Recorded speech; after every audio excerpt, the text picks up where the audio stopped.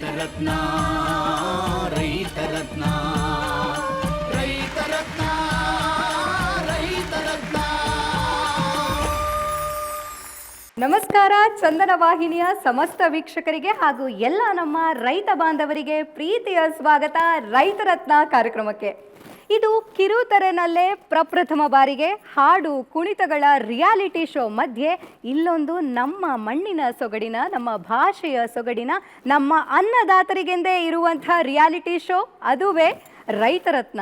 ನಮ್ಮ ಚಂದನ ವಾಹಿನಿಯ ಹೊಸ ವಿನೂತನ ಪ್ರಯತ್ನ ರೈತರತ್ನ. ಇಲ್ಲಿ ನಮ್ಮ ಅನ್ನದಾತರೇ ಸೆಲೆಬ್ರಿಟಿಗಳು.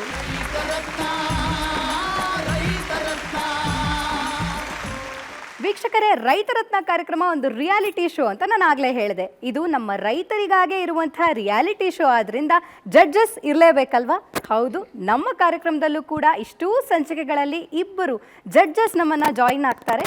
ಕೃಷಿ ಕ್ಷೇತ್ರದಲ್ಲಿ ದಶಕಗಳಿಂದ ಗಣನೀಯ ಸಾಧನೆಯನ್ನು ಮಾಡಿರುವಂತಹ ಇಬ್ಬರು ಜನಪ್ರಿಯ ವ್ಯಕ್ತಿಗಳು ನಮ್ಮೊಂದಿಗೆ ಜಡ್ಜಸ್ ಆಗಿ ನಮ್ಮ ಅಷ್ಟು ಸಂಚಿಕೆಗಳಲ್ಲಿ ಕಾಣಿಸ್ಕೊಳ್ತಾರೆ. ಜೊತೆಗೆ ಅವರ ಮಾರ್ಗದರ್ಶನ ಕೂಡ ನಮ್ಮೆಲ್ಲರಿಗೂ ಸಿಗುತ್ತೆ. ಹಾಗಾದರೆ ಬನ್ನಿ, ನಮ್ಮ ಕಾರ್ಯಕ್ರಮದ ಜಡ್ಜಸ್ನ ವೆಲ್ಕಮ್ ಮಾಡುವಂತಹ ಸಮಯ. ನಮ್ಮ ರೈತರತ್ನ ಕಾರ್ಯಕ್ರಮದ ಮೊದಲನೇ ಜಡ್ಜ್ ಅನ್ನ ವೆಲ್ಕಮ್ ಮಾಡುವಂತಹ ಸಮಯ. ನಮ್ಮ ಬೆಂಗಳೂರಿನ ಕೃಷಿ ವಿಶ್ವವಿದ್ಯಾನಿಲಯದ ಸಹ ವಿಸ್ತರಣಾ ನಿರ್ದೇಶಕರು ಡಾಕ್ಟರ್ KP ರಘುಪ್ರಸಾದ್ ಅವರು ನಮ್ಮ ಕಾರ್ಯಕ್ರಮದ ಮೊದಲನೇ ಜಡ್ಜ್. ಬನ್ನಿ, ಅವ್ರನ್ನ ಪ್ರೀತಿಯಿಂದ ಕಾರ್ಯಕ್ರಮಕ್ಕೆ ಬರಮಾಡ್ಕೊಳ್ಳೋಣ. ನಮಸ್ತೆ ಸರ್. ಕೃಷಿ ಕ್ಷೇತ್ರದಲ್ಲಿ ಜನಪ್ರಿಯ ಹೆಸರು ಅಂತಾನೆ ಹೇಳಬೇಕು. ಧಾರವಾಡ ವಿಶ್ವವಿದ್ಯಾನಿಲಯದಲ್ಲಿ BSc MSc ಪದವೀಧರರಾಗಿ ಕೃಷಿ ವಿಷಯದಲ್ಲಿ ನಂತರ ಬೆಂಗಳೂರಿಗೆ ಬರ್ತಾರೆ. ಇಲ್ಲಿ ಬೆಂಗಳೂರು ಯೂನಿವರ್ಸಿಟಿನಲ್ಲಿ PhD ಪದವಿಯನ್ನು ಪಡ್ಕೊಳ್ತಾರೆ. 4 ಗೋಲ್ಡ್ ಮೆಡಲಿಸ್ಟ್, 4 ಬಾರಿ ಗೋಲ್ಡ್ ಮೆಡಲಿಸ್ಟ್ ಆಗ್ತಾರೆ. ಅಷ್ಟೇ ಅಲ್ಲದೆ ಬೆಂಗಳೂರು ವಿಶ್ವವಿದ್ಯಾಲಯದಲ್ಲಿ ಸುಮಾರು 30 ವರ್ಷಗಳ ಕಾಲ ಸರ್ವಿಸ್, ಹಲವಾರು ಹುದ್ದೆಗಳನ್ನ ಅಲಂಕರಿಸಿ ಪ್ರಸ್ತುತ ಸಹ ವಿಸ್ತರಣಾ ನಿರ್ದೇಶಕರಾಗಿ ಸೇವೆಯನ್ನು ಯಶಸ್ವಿಯಾಗಿ ಸಲ್ಲಿಸ್ತಾ ಇದ್ದಾರೆ. ಕೃಷಿಕರೊಂದಿಗೆ ಸುಮಾರು 15-20 ವರ್ಷಗಳಿಂದ ತುಂಬ ಹತ್ತಿರದ ಒಡನಾಟ, ಟ್ರೈನಿಂಗ್ ಆಗಿರ್ಬೋದು, ಸಾಕಷ್ಟು ವಿಚಾರಗಳು. GKVKಗೆ ನಾವು ಕೂಡ ವಿಸಿಟ್ ಮಾಡಿದಾಗ ಅಲ್ಲಿ ಇದ್ದಂಥ ವೈಜ್ಞಾನಿಕವಾಗಿ ಸಂಶೋಧನಾಯುಕ್ತ ವಿಚಾರಗಳು ಎಲ್ಲ ಕೃಷಿಕರಿಗೆ ತಿಳಿಸುವಂಥದ್ದು, ಜನಗಳಿಗೆ ತಿಳಿಸುವಂಥದ್ದು ಅತ್ಯದ್ಭುತ ಒಂದು ಕೆಲಸವನ್ನು ಕೃಷಿ ಕ್ಷೇತ್ರದಲ್ಲಿ ಮಾಡ್ತಾ ಬಂದಿದ್ದಾರೆ. ಅಷ್ಟೇ ಅಲ್ಲದೆ ದೂರದರ್ಶನಕ್ಕೂ ಕೂಡ ಹೊಸಬ್ರೇನಲ್ಲ.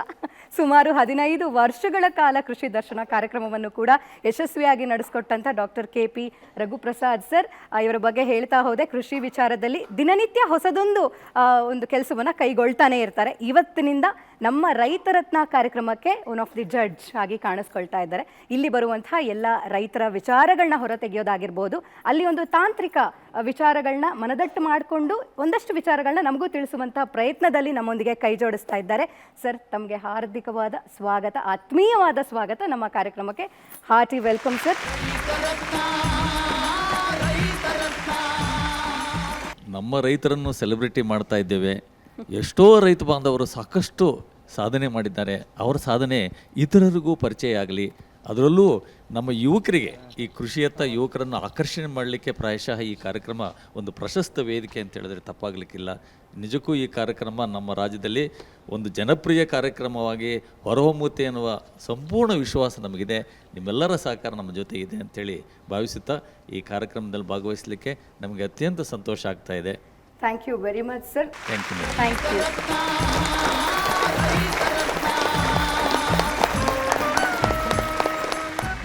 ಇನ್ನು ವೀಕ್ಷಕರೇ, ಒಬ್ಬರು ಜಡ್ಜ್ ನಮ್ಮ ಕಾರ್ಯಕ್ರಮಕ್ಕೆ ಬಂದಿದ್ದಾಯಿತು, ಅವರ ಆಸನದಲ್ಲಿ ಕುಳಿತಿದ್ದಾಯಿತು. ಇನ್ನು ನಾನು ಆಗಲೇ ಹೇಳಿದೆ, ನಮ್ಮ ಕಾರ್ಯಕ್ರಮದಲ್ಲಿ ಇಬ್ಬರು ಕೃಷಿ ಕ್ಷೇತ್ರದಲ್ಲಿ ನುರಿತಂಥ ವ್ಯಕ್ತಿಗಳು ಇರ್ತಾರೆ ಅಂತ ಹೇಳಿ. ಮತ್ತೊಬ್ಬರು ಜಡ್ಜನ್ನು ವೆಲ್ಕಮ್ ಮಾಡುವಂಥ ಸಮಯ. ಲೆಟ್ಸ್ ವೆಲ್ಕಮ್ ಚೆನ್ನಪ್ಪ ಅಂಗಡಿ ಸರ್.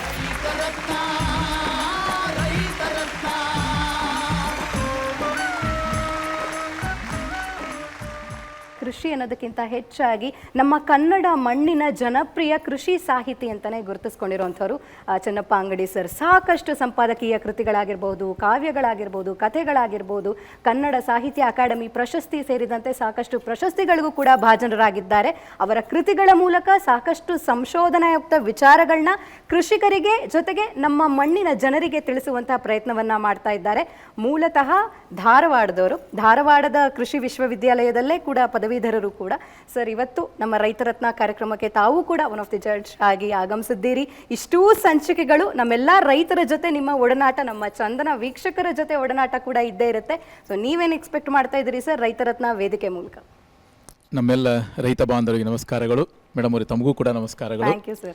ಇದೊಂದು ರೈತರತ್ನ ಅನ್ನತಕ್ಕಂಥದ್ದು ಬಹಳ ಒಂದು ವಿಶೇಷವಾದಂಥ ಕಾರ್ಯಕ್ರಮ ಅಂತಂದು ಈಗಾಗಲೇ ನನ್ನ ಸಹ ತೀರ್ಪುಗಾರರು ಹೇಳಿದರು. ತಾವೆಲ್ಲ ಗಮನಿಸಿದ್ದೀರಿ, ಕೃಷಿ ಕ್ಷೇತ್ರ ಇವತ್ತು ಅನೇಕ ಸವಾಲುಗಳನ್ನು ಎದುರಿಸ್ತಾ ಇರ್ತಕ್ಕಂಥ ಸಂದರ್ಭದಲ್ಲಿ ಈ ರೀತಿಯಾಗಿ ಸಾಧನೆ ಮಾಡಿದಂಥ ಅಸಂಖ್ಯ ರೈತರು ನಮ್ಮ ನಾಡಿನಲ್ಲಿ ಇದ್ದಾರೆ. ಅವರ ಪ್ರತಿನಿಧಿಗಳಾಗಿ ಇಲ್ಲಿ 26 ಜನ ಬರ್ತಾ ಇದ್ದಾರೆ ಅಂತ ನಾನು ಅಂದ್ಕೊಂಡಿದ್ದೀನಿ. ಒಂದನೇ ವಿಷಯ. ಎರಡನೇ ವಿಷಯ, ನಾವಿಲ್ಲಿ ಏನಾದರೂ ಹೇಳ್ತೀವಿ, ಮಾರ್ಗದರ್ಶನ ಮಾಡ್ತೀವಿ ಅನ್ನೋಕ್ಕಿಂತ ಆ 26 ಜನ ಸಾಧಕರಿದಾರಲ್ಲ, ಅವರಿಂದ ಬಹಳಷ್ಟು ವಿಷಯವನ್ನು ನಾವು ಇವತ್ತು ಕಲ್ಕೊಂಡು ಹೋಗ್ತೀವಿ ಅನ್ನೋದು ನನ್ನ ಒಂದು ಆತ್ಮವಿಶ್ವಾಸ. ಈ ಕಾರ್ಯಕ್ರಮ ಖಂಡಿತ ನಮ್ಮ ನಾಡಿನಲ್ಲಿ ಬಹಳ ಜನಪ್ರಿಯ ಆಗ್ತದೆ ಮತ್ತು ಮುಂದಿನ ತಲೆಮಾರಿಗೆ ಕೃಷಿ ಕ್ಷೇತ್ರಕ್ಕೆ ಬರೋದಕ್ಕೆ ಮತ್ತು ಸಾಧನೆ ಮಾಡೋದಕ್ಕೆ ಒಂದು ಪ್ರೇರಣಾದಾಯಕವಾದಂಥ ಅದ್ಭುತವಾದಂಥ ಕಾರ್ಯಕ್ರಮ ಇದಾಗ್ತದೆ ಅನ್ನುವಂಥ ಆತ್ಮವಿಶ್ವಾಸ ನನಗಿದೆ. ತಾವೆಲ್ಲ ಇದನ್ನು ಬಹಳ ವಿಶೇಷವಾದಂಥ ಮುತುವರ್ಜಿನ ತೆಗೆದುಕೊಂಡು ಇಂಥ ಒಂದು ಕಾರ್ಯಕ್ರಮ ಮಾಡ್ತಾ ಇದ್ದೀರಿ. ದೂರದರ್ಶನಕ್ಕೆ ಇದು ಮತ್ತೊಂದು ಗರಿ ಅಂತ ನಾನು ಭಾವಿಸ್ತೇನೆ.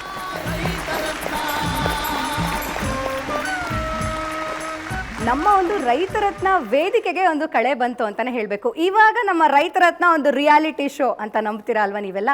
ಹಾಗಾದ್ರೆ ಬನ್ನಿ, ಸಂಚಿಕೆಯನ್ನ ಆರಂಭ ಮಾಡುವಂತ ಸಮಯ. ಇವತ್ತಿನ ವಿಶೇಷ ರೈತನನ್ನ ಪರಿಚಯ ಮಾಡಿಕೊಡೋದಕ್ಕಿಂತ ಮುಂಚೆ ನಮ್ಮ ಒಂದು ಕಾರ್ಯಕ್ರಮಕ್ಕೆ ಒಂದು ವಿಭಿನ್ನವಾದ ಕಳೆಯನ್ನ ಸೃಷ್ಟಿ ಮಾಡೋದಕ್ಕೆ ನಮ್ಮ ಜೊತೆ ಇದ್ದಾರೆ ನಿರ್ಮಲಾ ಹಾಗೂ ಸಹ ಗಾಯಕರನ್ನ. ಬನ್ನಿ ವೇದಿಕೆ ಮೇಲೆ ಬರ್ಮಾಡ್ಕೊಳ್ಳೋಣ. ನಮ್ಮ ರೈತರತ್ನ ವೇದಿಕೆಗೆ ಪ್ರೀತಿಯ ಸ್ವಾಗತ ನಮ್ಮ ಜನಪ್ರಿಯ ಜಾನಪದ ಗಾಯಕರು.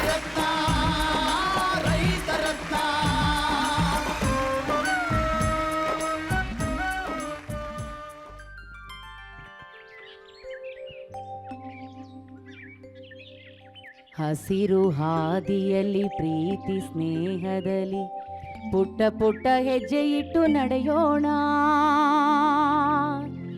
ನಾವು ದಿಟ್ಟ ದಿಟ್ಟ ಹೆಜ್ಜೆ ಇಟ್ಟು ಸಾಗೋಣ ಸಾಗೋಣ ಸಾಗೋಣ.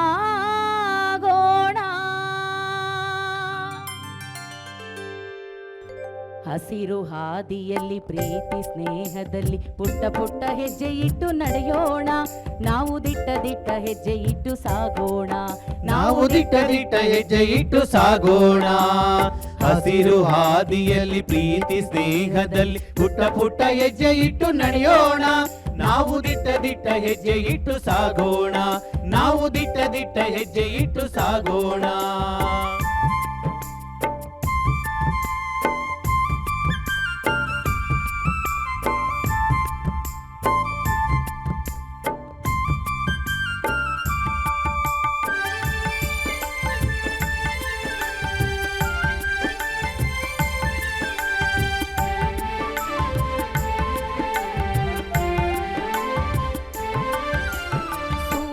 ಬೆಳಕಿಗೆ ಚೇತನ, ಮಳೆಯ ಹನಿಗೆ ರೋಮಾಂಚನ.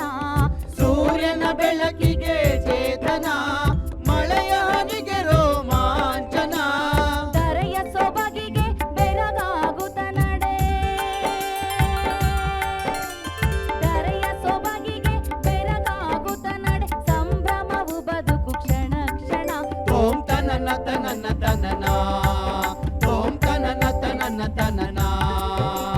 ಹಸಿರು ಹಾದಿಯಲ್ಲಿ ಪ್ರೀತಿ ಸ್ನೇಹದಲ್ಲಿ ಪುಟ್ಟ ಪುಟ್ಟ ಹೆಜ್ಜೆ ಇಟ್ಟು ನಡೆಯೋಣ, ನಾವು ದಿಟ್ಟ ದಿಟ್ಟ ಹೆಜ್ಜೆ ಇಟ್ಟು ಸಾಗೋಣ, ನಾವು ದಿಟ್ಟ ದಿಟ್ಟ ಹೆಜ್ಜೆ ಇಟ್ಟು ಸಾಗೋಣ.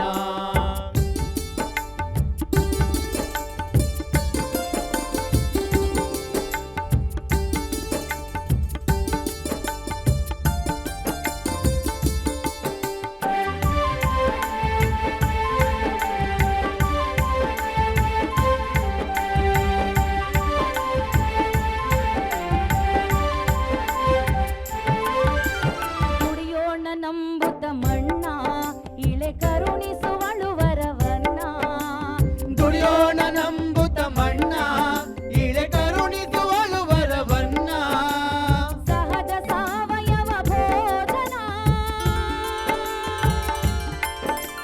ಸಹಜ ಸಾವಯವ ಭೋಜನ, ಸಾವಧಾನದ ಜೀವನ.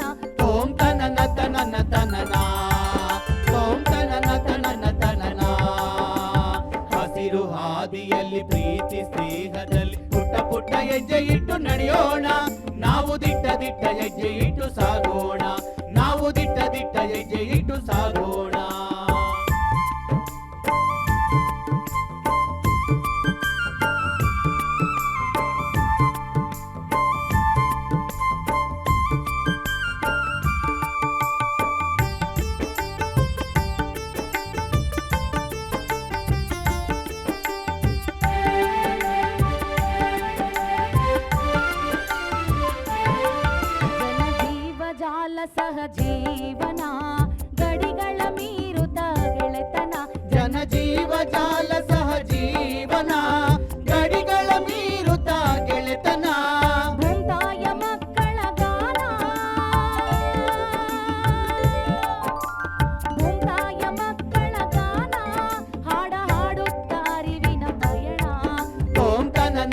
ತನನ ತನನ ತೋಂ ತನನ ತನನ ತನನ ಹಸಿರು ಹಾದಿಯಲ್ಲಿ ಪ್ರೀತಿ ಸ್ನೇಹದಲ್ಲಿ ಪುಟ್ಟ ಪುಟ್ಟ ಹೆಜ್ಜೆ ಇಟ್ಟು ನಡೆಯೋಣ ನಾವು ದಿಟ್ಟ ದಿಟ್ಟ ಹೆಜ್ಜೆ ಇಟ್ಟು ಸಾಗೋಣ ನಾವು ದಿಟ್ಟ ದಿಟ್ಟ ಹೆಜ್ಜೆ ಇಟ್ಟು ಸಾಗೋಣ ಹಸಿರು ಹಾದಿಯಲ್ಲಿ ಪ್ರೀತಿ ಸ್ನೇಹದಲ್ಲಿ ಪುಟ್ಟ ಪುಟ್ಟ ಹೆಜ್ಜೆ ಇಟ್ಟು ನಡೆಯೋಣ ನಾವು ದಿಟ್ಟ ದಿಟ್ಟ ಹೆಜ್ಜೆ ಇಟ್ಟು ಸಾಗೋಣ ನಾವು ದಿಟ್ಟ ದಿಟ್ಟ ಹೆಜ್ಜೆ ಇಟ್ಟು ಸಾಗೋಣ ನಾವು ದಿಟ್ಟ ದಿಟ್ಟ ಹೆಜ್ಜೆ ಇಟ್ಟು ಸಾಗೋಣ ನಾವು ದಿಟ್ಟ ದಿಟ್ಟ ಹೆಜ್ಜೆ ಇಟ್ಟು ಸಾಗೋಣ ನಾವು ದಿಟ್ಟ ದಿಟ್ಟ ಹೆಜ್ಜೆ ಇಟ್ಟು ಸಾಗೋಣ ನಾವು ದಿಟ್ಟ ದಿಟ್ಟ ಹೆಜ್ಜೆ ಇಟ್ಟು ಸಾಗೋಣ ನಾವು ದಿಟ್ಟ ದಿಟ್ಟ ಹೆಜ್ಜೆ ಇಟ್ಟು ಸಾಗೋಣ ರೈತರತ್ನ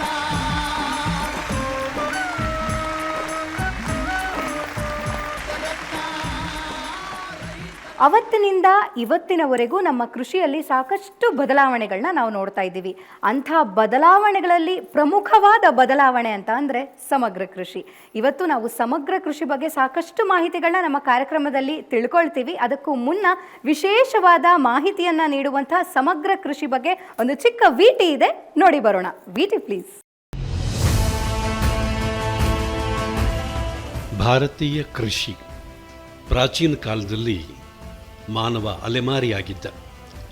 ಒಂದು 8-10 ವರ್ಷಗಳ ಹಿಂದೆ ಅವನು ಎಲ್ಲೋ ನದಿ ಪಕ್ಕದಲ್ಲಿ ನೆಲೆ ನಿಂತು ಬೀಜ ಬಿತ್ತಿ ಬೆಳೆ ತೆಗೆಯುವುದಕ್ಕೆ ಶುರು ಮಾಡಿದ.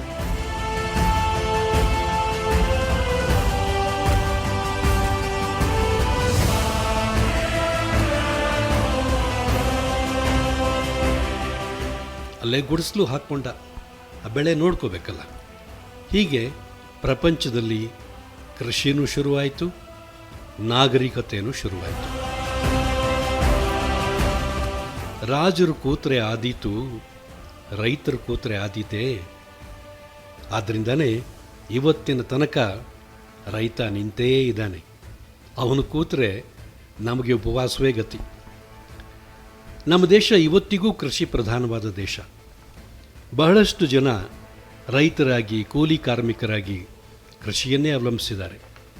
ಸಾವಿರಾರು ವರ್ಷಗಳ ಹಿಂದೆ ವೇದಕಾಲದಲ್ಲಿ ಭೂಮಿ, ಆಕಾಶ, ವಾಯು, ನೀರು, ಅಗ್ನಿ ಈ ಪಂಚತತ್ವಗಳನ್ನು ಕೃಷಿ ಆಧರಿಸಿತ್ತು ಅಂತಾರೆ. ಆಗಿನ ಎಲ್ಲ ಚಟುವಟಿಕೆಗಳ ಕೇಂದ್ರ ಬಿಂದು ಹಸು. ಸಿಂಧೂ ನಾಗರಿಕತೆ ಫಲವತ್ತಾದ ನದಿ ಪ್ರಾಂತ್ಯದಲ್ಲಿ ನೆಲೆಗೊಂಡಿತ್ತು. ಕೃಷಿಯ ಬೆಂಬಲದಿಂದ ನಗರಗಳನ್ನು ಕಟ್ಟಿದರು. ದೋಣಿ, ಹಡಗು ಮೂಲಕ ಆಹಾರ ಸಾಮಗ್ರಿ ರಫ್ತು ಮಾಡ್ತಾನೂ ಇದ್ದರು. ಮಧ್ಯಯುಗದಲ್ಲಿ ಏನಾಯ್ತಂದರೆ ಬಹಳಷ್ಟು ಹೊಸ ಬೆಳೆಗಳ ಬೇಸಾಯ ಶುರುವಾಯಿತು. ದ್ವಿದಳ ಧಾನ್ಯ, ಎಣ್ಣೆಕಾಳು, ಹಣ್ಣು ಹಂಪಲು, ಮಸಾಲೆ ಬೆಳೆ, ಹತ್ತಿ ಮುಂತಾದ ವಾಣಿಜ್ಯ ಬೆಳೆಗಳು ಭಾರತದ ಕೃಷಿರಂಗಕ್ಕೆ ಕಾಲಿಟ್ಟವು. ಮೊಘಲರ ಕಾಲದಲ್ಲಿ ಅಕ್ಬರ್ ಅನೇಕ ಭೂ ಸುಧಾರಣಾ ಕಾಯ್ದೆಗಳನ್ನು ಜಾರಿಗೆ ತಂದ. ಆಧುನಿಕ ಕೃಷಿ ಪದ್ಧತಿ ಶುರುವಾಗಿದ್ದು ಕೇವಲ 250 ವರ್ಷದ ಹಿಂದೆ. ಈಗ ಅದು ಆಧುನಿಕೋತ್ತರ ಮಜಲನ್ನು ತಲುಪಿದೆ.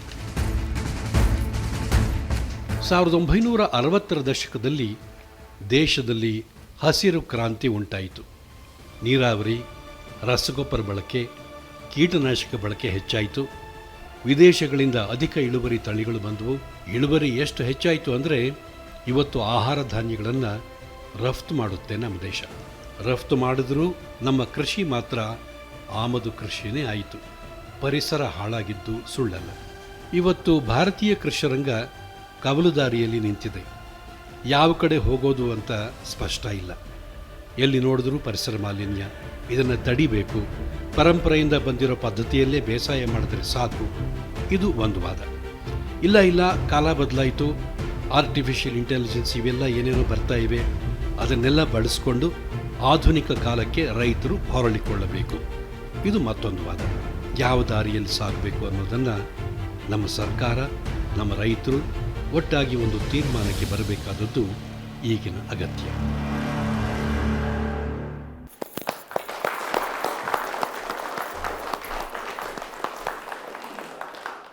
ವೀಕ್ಷಕರೇ, ಈ ಒಂದು ವಿಡಿಯೋದಲ್ಲಿ ಸಮಗ್ರ ಕೃಷಿ ಬಗ್ಗೆ ಬಹಳಷ್ಟು ಮಾಹಿತಿಗಳನ್ನ ನಾವು ತಿಳ್ಕೊಂಡ್ವಿ. ನಮಗಿವಾಗ ಏನು ಗೊತ್ತಾಯಿತು, ಒಬ್ಬ ರೈತ ಸ್ವಾವಲಂಬಿ ಜೀವನವನ್ನು ನಡೆಸಬೇಕು ಅಂತ ಅಂದರೆ ಅಲ್ಲಿ ಸಮಗ್ರ ಕೃಷಿ ಒಂದೇನೇ ಮಾರ್ಗ.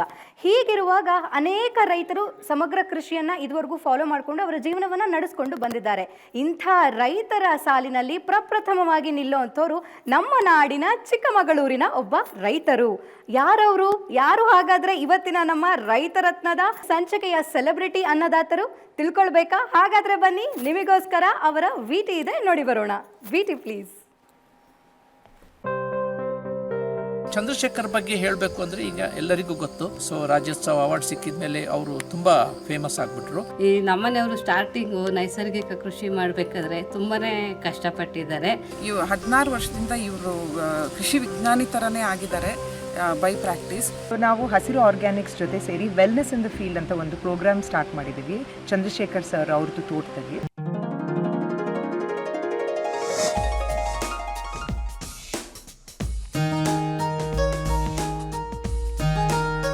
ಅವ್ರದ್ದು ತೋಟ ಈ ಜಿಲ್ಲೆಗೆ ಒಂದು ಮಾದರಿ. ಅವರೇ ಒಂದು ಚಂದ್ರಶೇಖರ್ ಅಂತ ಒಬ್ಬ ವ್ಯಕ್ತಿನೇ ಒಂದು ತುಂಬ ಅಪರೂಪದ ಅವ್ರದ್ದು ವ್ಯಕ್ತಿತ್ವ.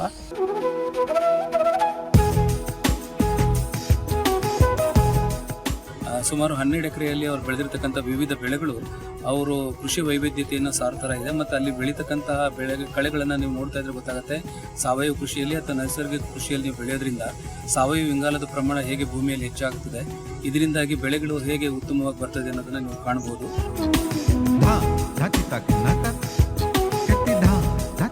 ಕಳೆನ ಹಾಗೆ ಬಿಡಬೇಕು, ನಮ್ಮ ಬೆಳೆಗಳ ಬೆಳೆಯಕ್ಕೆ ಬಿಡಬಾರ್ದು, ಬಟ್ ಕಳೆ ಹಾಗೆ ಬಿಡಬೇಕು. ಅದರಿಂದ ಅದು ಸನ್ನಿಂದ ನ್ಯೂಟ್ರಿಷನ್ ಎಳೆಯುತ್ತೆ, ಅದು ನಮ್ಮ ಸಾಯಿಲಿಗೆ ನ್ಯೂಟ್ರಿಷನ್ ಬಿಡುತ್ತೆ. ಸೊ ಅದರಿಂದ ನಮ್ಮದು ಮೇನ್ ಕ್ರಾಪಿಗೂ ನ್ಯೂಟ್ರಿಷನ್ ಬರ್ತಾ ಹೋಗುತ್ತೆ. ಹಾಗಾಗಿ ಇದು ಒಂದು ಇಂಪಾರ್ಟೆಂಟ್ ಪಾಯಿಂಟ್ ನಾನು ಅವರಿಂದ ಕಲಿತೆ. ಇದು ಕಂಪ್ಲೀಟಾಗಿ ಅವರು ನೈಸರ್ಗಿಕವಾಗಿ ಬೆಳೀತಾ ಇದ್ದಾರೆ. ಇಲ್ಲಿ ಕಾಫಿ ಬೆಳೀತಾ ಇದ್ದಾರೆ, ಸ್ವಲ್ಪ ತರಕಾರಿನೂ ಹಾಕಿದ್ದಾರೆ, ಮೆಣಸು ಇದೆ, ಅಡಿಕೆ ಇದೆ. ಇವರು ತಮ್ಮದೇ ಸ್ವಂತ ಇದರಲ್ಲಿ 3 ಹಸುಗಳನ್ನ ಬೆಳ್ಕೊಂಡು ಅದರಲ್ಲಿ ಜೀವಾಮೃತ ಮಾಡಿ ಆಮೇಲೆ ಗೊಬ್ಬರನೂ ಅವರೇ ತಯಾರಿಸ್ಕೊಳ್ತಾರೆ ನೈಸರ್ಗಿಕವಾಗಿ.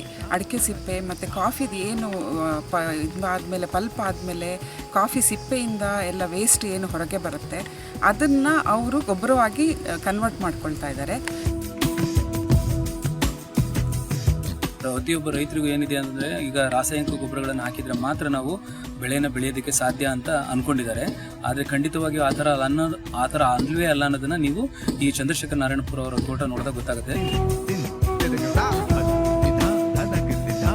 ಇವ್ರದ್ದು ಒಂದು ತೋಟದಲ್ಲೇ ಈ ಜೀವಾಮೃತ ಅಂತ ಒಂದು ಝೀರೋ ಕಲ್ಟಿವೇಷನ್ನು ಖರ್ಚು ಕಡಿಮೆ ಮಾಡಿಬಿಟ್ಟು ಅವ್ರದ್ದು ವ್ಯವಸಾಯ ನಮಗೆ ತುಂಬ ಅವರಿಂದ ನಾವು ತುಂಬ ಕಲ್ತಿದ್ದೀವಿ.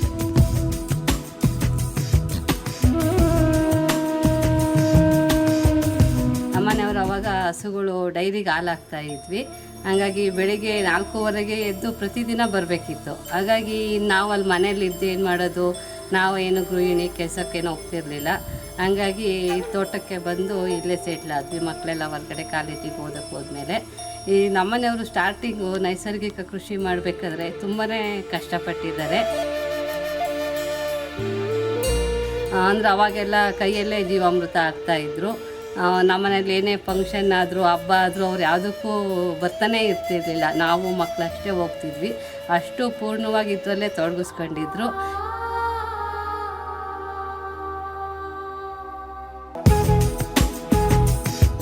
ಈಗ ಚಂದ್ರಶೇಖರ್ ನಾರಾಯಣಪುರ ಅವ್ರು ಮಾಡಿರೋ ತೋಟ ನೋಡಿಬಿಟ್ಟು ಅವರು ಏನೇನು ಪ್ರಾಕ್ಟೀಸ್ ಮಾಡಿದ್ದಾರೆ ಅದನ್ನು ನಾವು ಅಳವಡಿಸ್ಕೊಂಡು ಅದೇ ಥರ ನೈಸರ್ಗಿಕ ಕೃಷಿನ ಫಾಲೋ ಮಾಡೋಣ ಅಂಥೇಳಿ ಕಲಿತ್ಕೊಳ್ಳೋದಕ್ಕೆ ಇವತ್ತು ಇಲ್ಲಿಗೆ ಬಂದಿದ್ದೀವಿ.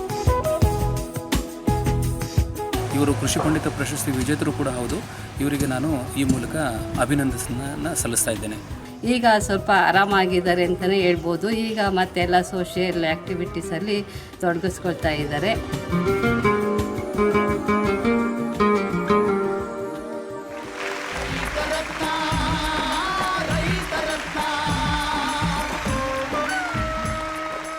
ಬನ್ನಿ ಹಾಗಾದರೆ ನಮ್ಮ ಕಾರ್ಯಕ್ರಮಕ್ಕೆ ಬರಮಾಡ್ಕೊಳ್ಳೋಣ. ನಮ್ಮ ಚಿಕ್ಕಮಗಳೂರಿನ ಹೆಮ್ಮೆಯ ಕೃಷಿಕರು, ಕೇವಲ ಕೃಷಿಕರು ಮಾತ್ರ ಅಲ್ಲ, ಒಂದು ರೀತಿ ಸುತ್ತಮುತ್ತಲಿನ ಜನರಿಗೆ ಆಗಿರ್ಬೋದು ಮಾದರಿ ರೈತರು ಅಂತಾನೆ ಹೇಳಬೇಕು.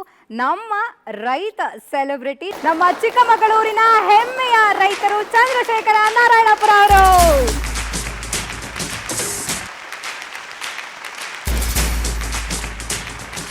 ಪ್ರೀತಿಯ ಪ್ರೀತಿಯ ಸ್ವಾಗತ ಸರ್. Thank you. ತುಂಬಾ ಖುಷಿ ಆಯ್ತು. ನಮ್ಮ ಇಡೀ ರೈತ ರತ್ನ ತಂಡ ನೀವಿವತ್ತು ನಮ್ಮ ಕಾರ್ಯಕ್ರಮಕ್ಕೆ ಬಂದಿದ್ದಕ್ಕೆ ತುಂಬಾನೇ ಖುಷಿಯಾಗಿದ್ದೀವಿ. ಸಾಕಷ್ಟು ವಿಚಾರಗಳು ತಿಳ್ಕೊಳ್ಬೇಕು, ಮಾತಾಡಬೇಕು. ನಿಮಗೋಸ್ಕರನೇ ನಮ್ಮ ರೈತ ರತ್ನದ ಸಾಧಕರ ಕುರ್ಚಿ ಕಾಯ್ತಾ ಇದೆ ಸರ್. ಬನ್ನಿ ಹಾಗಾದ್ರೆ.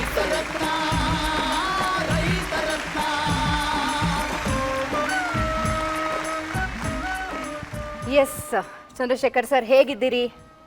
ಚೆನ್ನಾಗಿದ್ದೀನಿ. ಓಕೆ ಸರ್, ಇನ್ನೂ ಖುಷಿಯಾಗಿ ಹೇಳಬೇಕು ಸರ್, ಎಷ್ಟು ಜನ ಬಂದಿದ್ದಾರೆ ನಿಮ್ಮನ್ನು ನೋಡೋಕ್ಕೆ. ಜೊತೆಗೆ ಆ ವಿಡಿಯೋ ನೋಡಿದಾಗ ಸರ್, ಚಂದ್ರಶೇಖರ್ ನಾರಾಯಣಪುರ ಅವರು ಅಂದರೆ ನಮಗೊಂಥರ ಗೈಡ್ ಇದ್ದಂಗೆ. ಅವರು ನೋಡಿ ನಾವೆಷ್ಟೋ ಕಲ್ತ್ಕೊಂಡ್ವಿ, ನಾವು ಅದನ್ನು ಫಾಲೋ ಮಾಡಿದ್ವಿ, ನಮ್ಮ ಜೀವನ ತುಂಬಾ ಬೆಳವಣಿಗೆಯನ್ನು ಕಾಣ್ತು ಅಂತ ಹೇಳುವಂಥವ್ರು ತುಂಬ ಜನ. ಅದರಲ್ಲಿ ಕೆಲವೊಬ್ಬರು ಮಾತನ್ನು ಮಾತ್ರ ನಾವು ಆಯ್ಕೆ ಮಾಡಿಕೊಂಡು ವಿಡಿಯೋದಲ್ಲಿ ಹಾಕಿದ್ದು. ತುಂಬ ಖುಷಿ ಆಗುತ್ತೆ ಸರ್. ಅಂದರೆ ಒಬ್ಬ ರೈತರಾಗಿ ಕೂಡ ಇನ್ನೊಬ್ಬರ ಜೀವನಕ್ಕೆ ಮಾರ್ಗದರ್ಶಕರಾಗಿರಬಹುದಾ ಅಂತ ಅನಿಸಿದ್ದು ನಿಮ್ಮಂಥ ಅನೇಕ ನಮ್ಮ ನಾಡಿನ ರೈತರನ್ನು ನೋಡಿ. ರೈತ ರತ್ನದ ಈ ಸಾಧಕರ ಕುರ್ಚಿ ಮೇಲೆ ಕೂತು ಇವತ್ತು ನಿಮಗೆ ಎಷ್ಟು ಸಾರ್ಥಕತೆ ಇದೆ?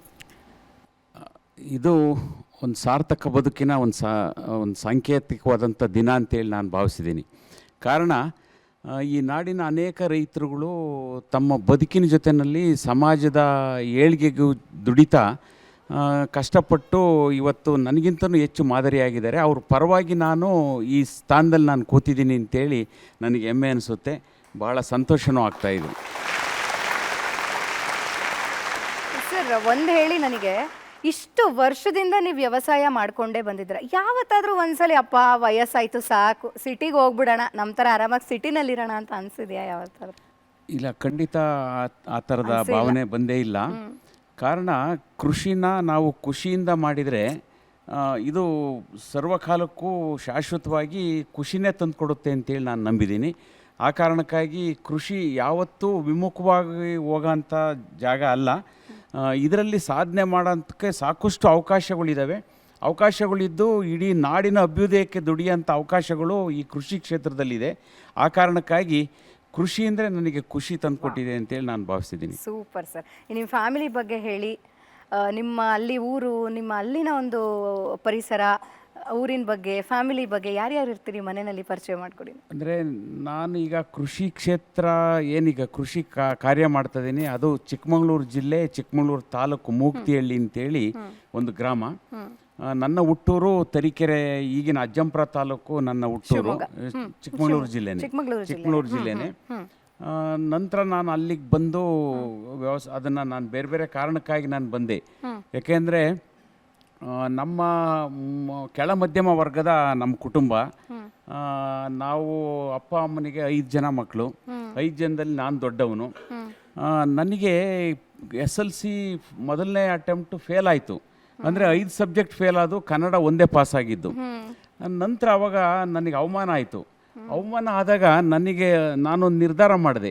ನಾನು ನೆಕ್ಸ್ಟ್ ಸೆಪ್ಟೆಂಬರ್ಗೆ ಫಸ್ಟ್ ಅಟೆಂಪ್ಟಲ್ಲೇ ಪಾಸ್ ಮಾಡ್ಕೋಬೇಕು, ಜೊತೆಯಲ್ಲಿ ನಾನು ಲೆಕ್ಚರ್ ಆಗಬೇಕು, ಯೂನಿವರ್ಸಿಟಿ ಮಟ್ಟದಲ್ಲಿ ಓದಿ ಒಬ್ಬ ಲೆಕ್ಚರ್ ಆಗಬೇಕು ಅನ್ನೋದು ಅವಾಗ ನಾನು ಕಂಡಂಥ ಕನಸದು. ಆ ನಿರ್ಧಾರ ಯಾವಾಗ ಮಾಡ್ಕೊಂಡ್ಮೇಲೆ ನನಗೆ ಸೆಪ್ಟೆಂಬರಲ್ಲಿ ಪಾಸ್ ಮಾಡ್ಕೊಂಡೆ. ಆವಾಗ ನನ್ನ ಇಡೀ ನಮ್ಮ ಹೈಸ್ಕೂಲ ಎಲ್ಲ ಮಾಸ್ಟ್ರುಗಳು ಸಂತೋಷಪಟ್ಟರು. ಯಾಕೆಂತಂದರೆ ಫಸ್ಟ್ ಅಟೆಂಪ್ಟಲ್ಲಿ ಪಾಸ್ ಮಾಡ್ಕೊಳ್ಳಾರ್ದಂಥವನು ಸೆಕೆಂಡ್ ಅಟೆಂಪ್ಟಲ್ಲಿ ಎಲ್ಲವನ್ನೂ ಪಾಸ್ ಮಾಡ್ಕೊಂಡೆಲ್ಲ ಸಂತೋಷಪಟ್ಟರು. ಆಗ ನನಗೆ ಆ ಉದ್ದೇಶ ಏನಿತ್ತು, PUCಗೆ ಹೋಗ್ಬೇಕು ಅನ್ನೋದು. ಆಗ ಮನೆಯಲ್ಲಿ ಹೇಳಿದೆ, ನಾನು ಯಾಕೋ PUCಗೆ ಹೋಗಬೇಕು ನನ್ನ ಮುಂದಿನ ವಿದ್ಯಾಭ್ಯಾಸಕ್ಕೆ ಅಂತ. ಆಗ ನಮ್ಮ ತಂದೆ ತಾಯಿ ಹೇಳಿದರು, PUC ಹೋಗೋದು ಬೇಡ, TCH ಮಾಡ್ಕೊಂಡು ಬಾ, 2 ವರ್ಷ TCH ಮಾಡಿದರೆ ಟೀಚರ್ ಆಗ್ಬೋದು ಅಂತೇಳಿ. ಯಾಕೆಂದರೆ ನಮ್ಮ ಹಳ್ಳಿನಲ್ಲಿ ಬಹುತೇಕ ಎಲ್ಲರೂ SLC ಆದ ತಕ್ಷಣ TCHಗೆ ಹೋಗೋರು. ಹಾಗಾಗಿ ನನ್ನ ಮಗನೂ ಅಲ್ಲಿಗೆ ಹೋಗಲಿ ಅಂತೇಳಿ ನಮ್ಮ ಪೇರೆಂಟ್ಸ್ ಭಾವನೆ ಇತ್ತು. ಹಾಗಾಗಿ ನಾನು ಮತ್ತೆ TCHಗೆ ಹೋದೆ. TCHಗೆ ಹೋಗಿ 2 ವರ್ಷ ಆದಮೇಲೆ ನಂತರ ನಾನು ಮನೇಲಿ ಬಂದಾಗ ಕೆಲಸ ಸಿಗೋ ತನಕ PUCಗೆ ಹೋಗ್ತೀನಿ ಅಂತ ಹೇಳಿದೆ. ಯಾಕೆಂದರೆ ನನಗೆ ಲೆಕ್ಚರ್ ಆಗಬೇಕು ಅನ್ನೋ ಕನಸಿತ್ತಲ್ಲ ಅದಕ್ಕೆ. ಆಗ ಮನೆಯವರು ಹೇಳಿದರು, ಕೆಲಸ ಸಿಗೋ ತನಕ ನೀನು ದನ ಕಾಯಿ ಅಂತೇಳಿ ನನಗೆ ದನ ಕಾಯೋದಕ್ಕೆ ಕೆಲಸ ಕೊಟ್ಟರು. ಹಾಗಾಗಿ ನಾನು ದನ ಕಾಯೋದಕ್ಕೆ ಏನು ಪ್ರಾರಂಭ ಮಾಡಿದೆ. ಯಾಕೆಂದರೆ ಹಳ್ಳಿಗಳಲ್ಲಿ ಏನಿತ್ತು ಅಂತಂದರೆ ತಮ್ಮ ಹಿಡುವಳಿನಲ್ಲಿ ಎಷ್ಟಿರುತ್ತೆ ಅದರಲ್ಲಿ ಒಂದು 10 ಭಾಗನ ದನ ಕರುಗಳಿಗಾಗಿ ಬಿಟ್ಕೊಂಡವರು. ಹಾಗಾಗಿ ನಮ್ಮ ಮನೆಯಲ್ಲಿ ಒಂದು 6 ಎಕರೆ ಜಾಗನ ದನಗಳಿಗಾಗಿ ಬಿಟ್ಕೊಂಡಿದ್ರು. ನಾನು ಆ ಜಾಗದಲ್ಲಿ ದನ ಕಾಯ್ತಾ ಸುಮ್ಮನೆ ಮಧ್ಯಾಹ್ನದ ಹೊತ್ತು ಕಾಲಹರಣ ಮಾಡಬಾರ್ದು ಅಂತ ಹೇಳ್ಬಿಟ್ಟು ನನಗೆ ಓದೋ ಹಂಬಲ ಅಲ್ಲಿ ಸೃಷ್ಟಿಯಾಗಿತ್ತಲ್ಲ. ಆಗ ನಾನೇನು ಮಾಡಿದೆ, ಅಜ್ಜಂಪುರದ ಲೈಬ್ರರಿಗೆ ಮೆಂಬರ್ಶಿಪ್ ಮಾಡ್ಕೊಂಡು ಒಂದು 10 ರೂಪಾಯಿ ₹10 ಅವತ್ತು ನಮ್ಮ ಮನೆಯವ್ರು ಕೊಡಲಿಲ್ಲ. ಕಾರಣ ಏನು ಅಂತಂದರೆ ಮಕ್ಕಳು ಪುಸ್ತಕ ಓದಿದ್ರೆ ಹಾಳಾಗ್ತಾರೆ ಅನ್ನೋ ಭಾವನೆ ಅವತ್ತಿತ್ತು ಹಳ್ಳಿಗಳಲ್ಲಿ. ಹಾಗಾಗಿ ₹10 ಕೊಡಲಿಲ್ಲ. ನಾನು ದನ ಕಾಯ್ತಾ ಸ್ವಾಗೇಗರಿನಲ್ಲಿ ಕಡ್ಡಿ ಸಿಗದು ಒಂದೊಂದು ಕಟ್ಟು ಅವಾಗ 10 ಪೈಸಕ್ಕೆ ಒಂದೊಂದು ಕಟ್ಟು ಹೋಗೋದು. ಹಾಗಾಗಿ ನಾನು ₹10 ಆಗೋವಷ್ಟು ಕಡ್ಡಿನ ಸಿಗಿದ್ಬಿಟ್ಟು ಅದನ್ನು ಮಾರಾಟ ಮಾಡಿ ನಂತರ ಮೆಂಬರ್ಶಿಪ್ ಮಾಡ್ಕೊಂಬಿಟ್ಟು ಅಲ್ಲಿ 2 ಬುಕ್ಕು ಕೊಡೋರು. ನಾನು 3 ದಿನಕ್ಕೊಂದು ಸರಿ ಹೋಗಿ ಅಜ್ಜಂಪುರಕ್ಕೆ 6 ಕಿಲೋಮೀಟ್ರ್ ಆಗೋದು ನಮ್ಮ ಹುಟ್ಟೂರಿಂದ. ಅಲ್ಲಿ ಹೋಗಿ 2 ಬುಕ್ ತಂದು ದನ ಕಾಯುವಾಗ ಅದನ್ನು ಓದ್ತಾ ಇದ್ದೆ. ಆಮೇಲೆ ನಂತರ ನಾನು ಅಜ್ಜಂಪುರದ ಲೈಬ್ರರಿನಲ್ಲಿ ಒಂದು 3 ವರ್ಷದ ಅವಧಿ ಒಳಗಡೆಗೆ ಅಜ್ಜಂಪುರದ ಲೈಬ್ರರಿನಲ್ಲಿದ್ದಂಥ ಬಹುತೇಕ ಎಲ್ಲ ಧಾರ್ಮಿಕ ಇರ್ಬೋದು, ಸಾಮಾಜಿಕ ಕಾದಂಬರಿಗಳು ಎಲ್ಲದನ್ನು ನಾನು ಓದಿದೆ. ಓದಿದಾಗ ನನಗೆ ಶಿವರಾಮ್ ಕಾರಂತರ ಸಾಹಿತ್ಯ ಹೆಚ್ಚು ಪ್ರೇರಣೆ ಕೊಡ್ತು ಬದುಕಿಗೆ. ಆಗ ನಾನು 3 ಕನಸು ಕಂಡೆ. ಆ ದನ ಕಾಯ್ತಾನೆ 3 ಕನಸು ಕಂಡೆ. ಒಂದು, ಪತ್ರಕರ್ತ ಆಗಬೇಕು. 2ನೇದು, ರಾಜ್ಯ ಮಟ್ಟದಲ್ಲಿ ನನ್ನ ಹೆಸರು ಶಾಶ್ವತವಾಗಿ ಉಳಿಯುವಂಥದ್ದು ಒಂದು ಕೆಲಸ ಮಾಡಬೇಕು. 3ನೇದು, ಮಲೆನಾಡಲ್ಲೊಂದು ಬದುಕು ಕಟ್ಕೋಬೇಕು ಅಂತೇಳಿ. ಮಲೆನಾಡನ್ನೇ ಹೋಯ್ತು. ಯಾಕೆಂತಂದ್ರೆ ನನಗೆ ಅಲ್ಲಿ ಯಾಕೆಂದ್ರೆ ವಿದ್ಯಾಭ್ಯಾಸ ನನಗೆ ಮಾಡೋಕ್ಕಾಗಲಿಲ್ಲ. ಆಗ ನನಗೆ ಅದು ಡಿಸ್ಕಂಟಿನ್ಯೂ ಆಯಿತು. ಆಗ ನನಗೆ ಈ ಸಾಹಿತ್ಯ ನನ್ನ ಬದುಕನ್ನು ಕಟ್ಟಿಕೊಡ್ತು. ನಾನು ಕೇವಲ ₹20 ತಗೊಂಡು ಚಿಕ್ಕಮಗಳೂರಿಗೆ ಬಂದೆ.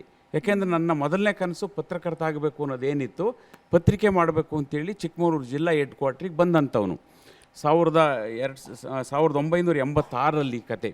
ಆಮೇಲೆ ನಂತರ ಚಿಕ್ಕಮಗಳೂರಿಗೆ ಬಂದು 1 ವರ್ಷ ಒಂದು ಪತ್ರಿಕೆಯಲ್ಲಿ ಕೆಲಸ ಮಾಡಿ, ಆಮೇಲೆ ಸ್ವಂತ ಪೇಪರ್ ಗೆಳೆಯ ಅಂತೇಳಿ ಒಂದು ಪೇಪರ್ನ ಪ್ರಾರಂಭ ಮಾಡಿ 15 ವರ್ಷ ಆ ಪತ್ರಿಕೆನ ನಡೆಸಿದೆ.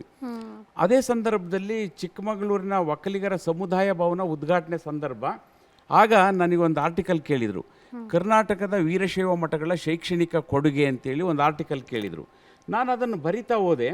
ಆಗ ಬೀದರಲ್ಲಿದೆ ಮಠಗಳು, ಗುಲ್ಬರ್ಗದಲ್ಲಿದೆ, ಬರೀ ನಾನು ತುಮಕೂರು, ಚಿಕ್ಕಮಗಳೂರು, ಶಿವಮೊಗ್ಗ ಈ ಥರದ ಮಠಗಳದ್ದೇ ಸಾಧನೆನ ನಾನು ಬರೆದಿರೋದು ಅಪೂರ್ಣವಾಗುತ್ತೆ ಅಂತ ಹೇಳ್ತಾ ನಾನು ಅದನ್ನು ನೋಡ್ತಾ ಹೋದೆ. ಸರ್, ಇವಾಗ ನೀವಂತೂ ಸಾಧನೆ, ನಿಮ್ಮ ಮಾತುಗಳನ್ನ ಕೇಳ್ತಾ ಇದ್ರೆ ಬಹುಶಃ ಕೇವಲ ಕೃಷಿ ಅಷ್ಟೇ ಅಲ್ಲ, ನಿಮ್ಮ ಬಗ್ಗೆ ತಿಳ್ಕೊಳ್ಳೋದು ತುಂಬ ಇದೆ ಸರ್. ನಿಮ್ಮ ಬಗ್ಗೆ ತಿಳ್ಕೊಂಡಿರುವಂಥ ನಿಮ್ಮ ಆತ್ಮೀಯರೊಬ್ಬರು ನಿಮ್ಮ ಬಗ್ಗೆ ಸರ್ಪ್ರೈಸ್ ಆಗಿ ಏನೋ ಮಾತಾಡಿದ್ದಾರೆ. ಅದನ್ನು ನೋಡ್ಕೊಂಡು ಬಂದ್ಬಿಟ್ಟು ಮಾತುಕತೆ ಮುಂದುವರ್ಸೋಣ ಸರ್. Yes, wait please. ಚಂದ್ರಣ್ಣ, ತಮಗೆ ನೆನಪಿರ್ಬೋದು, ನಾವುಗಳು ಪ್ರಪ್ರಥಮವಾಗಿ ಮೀಟ್ ಆದಾಗ ನೀವು ನಮ್ಮ ರುದ್ರೇಶ್ ರೂಮಲ್ಲಿ ಬಂದು ನೀವು ಸೇರಿಕೊಂಡ್ರಿ. ಆ ಟೈಮಲ್ಲಿ ಕಡು ಕಷ್ಟಗಳನ್ನು ನೀವು ತುಂಬ ಹೆದರಿಸಿದ್ದೀರ. ನೀವು ಅದು ಎಂಥ ಕಡು ಕಷ್ಟಗಳಾಗಿತ್ತು ಅಂತ ಹೇಳಿದ್ರೆ ಅದನ್ನು ಹೇಳಲಿಕ್ಕೆ ಅಸಾಧ್ಯವಾಗಿತ್ತು. ನಿಮ್ಮಲ್ಲಿ ನೀವು ಬಂದು ನೆಲೆಸ್ತಕ್ಕಂಥ ಬಿಲ್ಡಿಂಗ್ ಓನರ್ ಕೂಡ ಆ ಟೈಮ್ನಲ್ಲಿ ನಿಮಗೆ ತದ್ದು ವಿರುದ್ಧವಾಗಿ ನಡೆಸ್ಕೊಂಡು ಹೊರಗಡೆ ಹಾಕುವಂಥ ಪರಿಸ್ಥಿತಿಗಳನ್ನು ನೀವು ಜೀವನದಲ್ಲಿ ಹೆದರಿಸಿದ್ದೀರ. ಅದು ನಿಜವಾಗಲೂ ಹೇಳಬೇಕು ಅಂತ ಹೇಳಿದ್ರೆ ಮರೆಯಲಾಗದಂಥ ಒಂದು ಇನ್ಸಿಡೆಂಟು. ನೀವು ಒಟ್ಟಿಗೆ ಇರಬೇಕಾದ್ರೆ ಒಂದು ಇನ್ಸಿಡೆಂಟನ್ನು ನಾನು ನೆಲೆಸ್ಕೊಳ್ತೀನಿ ಈ ಒಂದು ಸುಸಂದರ್ಭದಲ್ಲಿ. ಎಂಥ ಒಂದು ಸಂದರ್ಭ ಅಂತ ಹೇಳಿದ್ರೆ, ಅದು ಆವತ್ತು ನಮ್ಮ ಪ್ರೆಸ್ನಲ್ಲಿ ನೀವು ಎಲ್ಲ ಇರಬೇಕಾದ್ರೆ, ನೀವು ಹೊರಗಡೆ ಹೋಗಿ ರಿಪೋರ್ಟ್ ತರಬೇಕಾದ್ರೆ ಮತ್ತೆ ವಾಪಸ್ ಬಂದು ಊಟ ಮಾಡಬೇಕು ಅಂತ ಹೇಳಿದ್ರೆ ಬೇರೆ ಯಾರೋ ಕೆಲಸಗಾರರು ಬಂದು ಊಟ ಮಾಡ್ಕೊಂಡು ಹೋಗಿರ್ತಾಯಿದ್ರು. ನೀವು ಬಂದುಬಿಟ್ಟು ವಾಪಸ್ ಹೋಗಿರ್ತಾಯಿರಿ. ನಿಮಗೆ ಜ್ಞಾಪಕ ಇರ್ಬೋದು ಚನ್ನಣ್ಣವರೇ. ಸೊ ಇಂಥ ಕಷ್ಟ ದಿನಗಳನ್ನು ನೀವು ಮೀರಿ ಇವತ್ತು ರಾಜ್ಯೋತ್ಸವ ಪ್ರಶಸ್ತಿಯನ್ನು ನೀವು ಪಡೀತಕ್ಕಂಥ ಒಂದು ಸಾಧನೆಗೆ ಬಂದು ತಲುಪಿದ್ದೀರಾ. ಅದರ ಬಗ್ಗೆ ನಮಗೆ ಎಲ್ರಿಗೂ ನಿಜವಾದ ಹೆಮ್ಮೆ ಇದೆ ಅಂತ ಹೇಳೋದಕ್ಕೆ ನಾನು ಇಷ್ಟಪಡ್ತೇನೆ.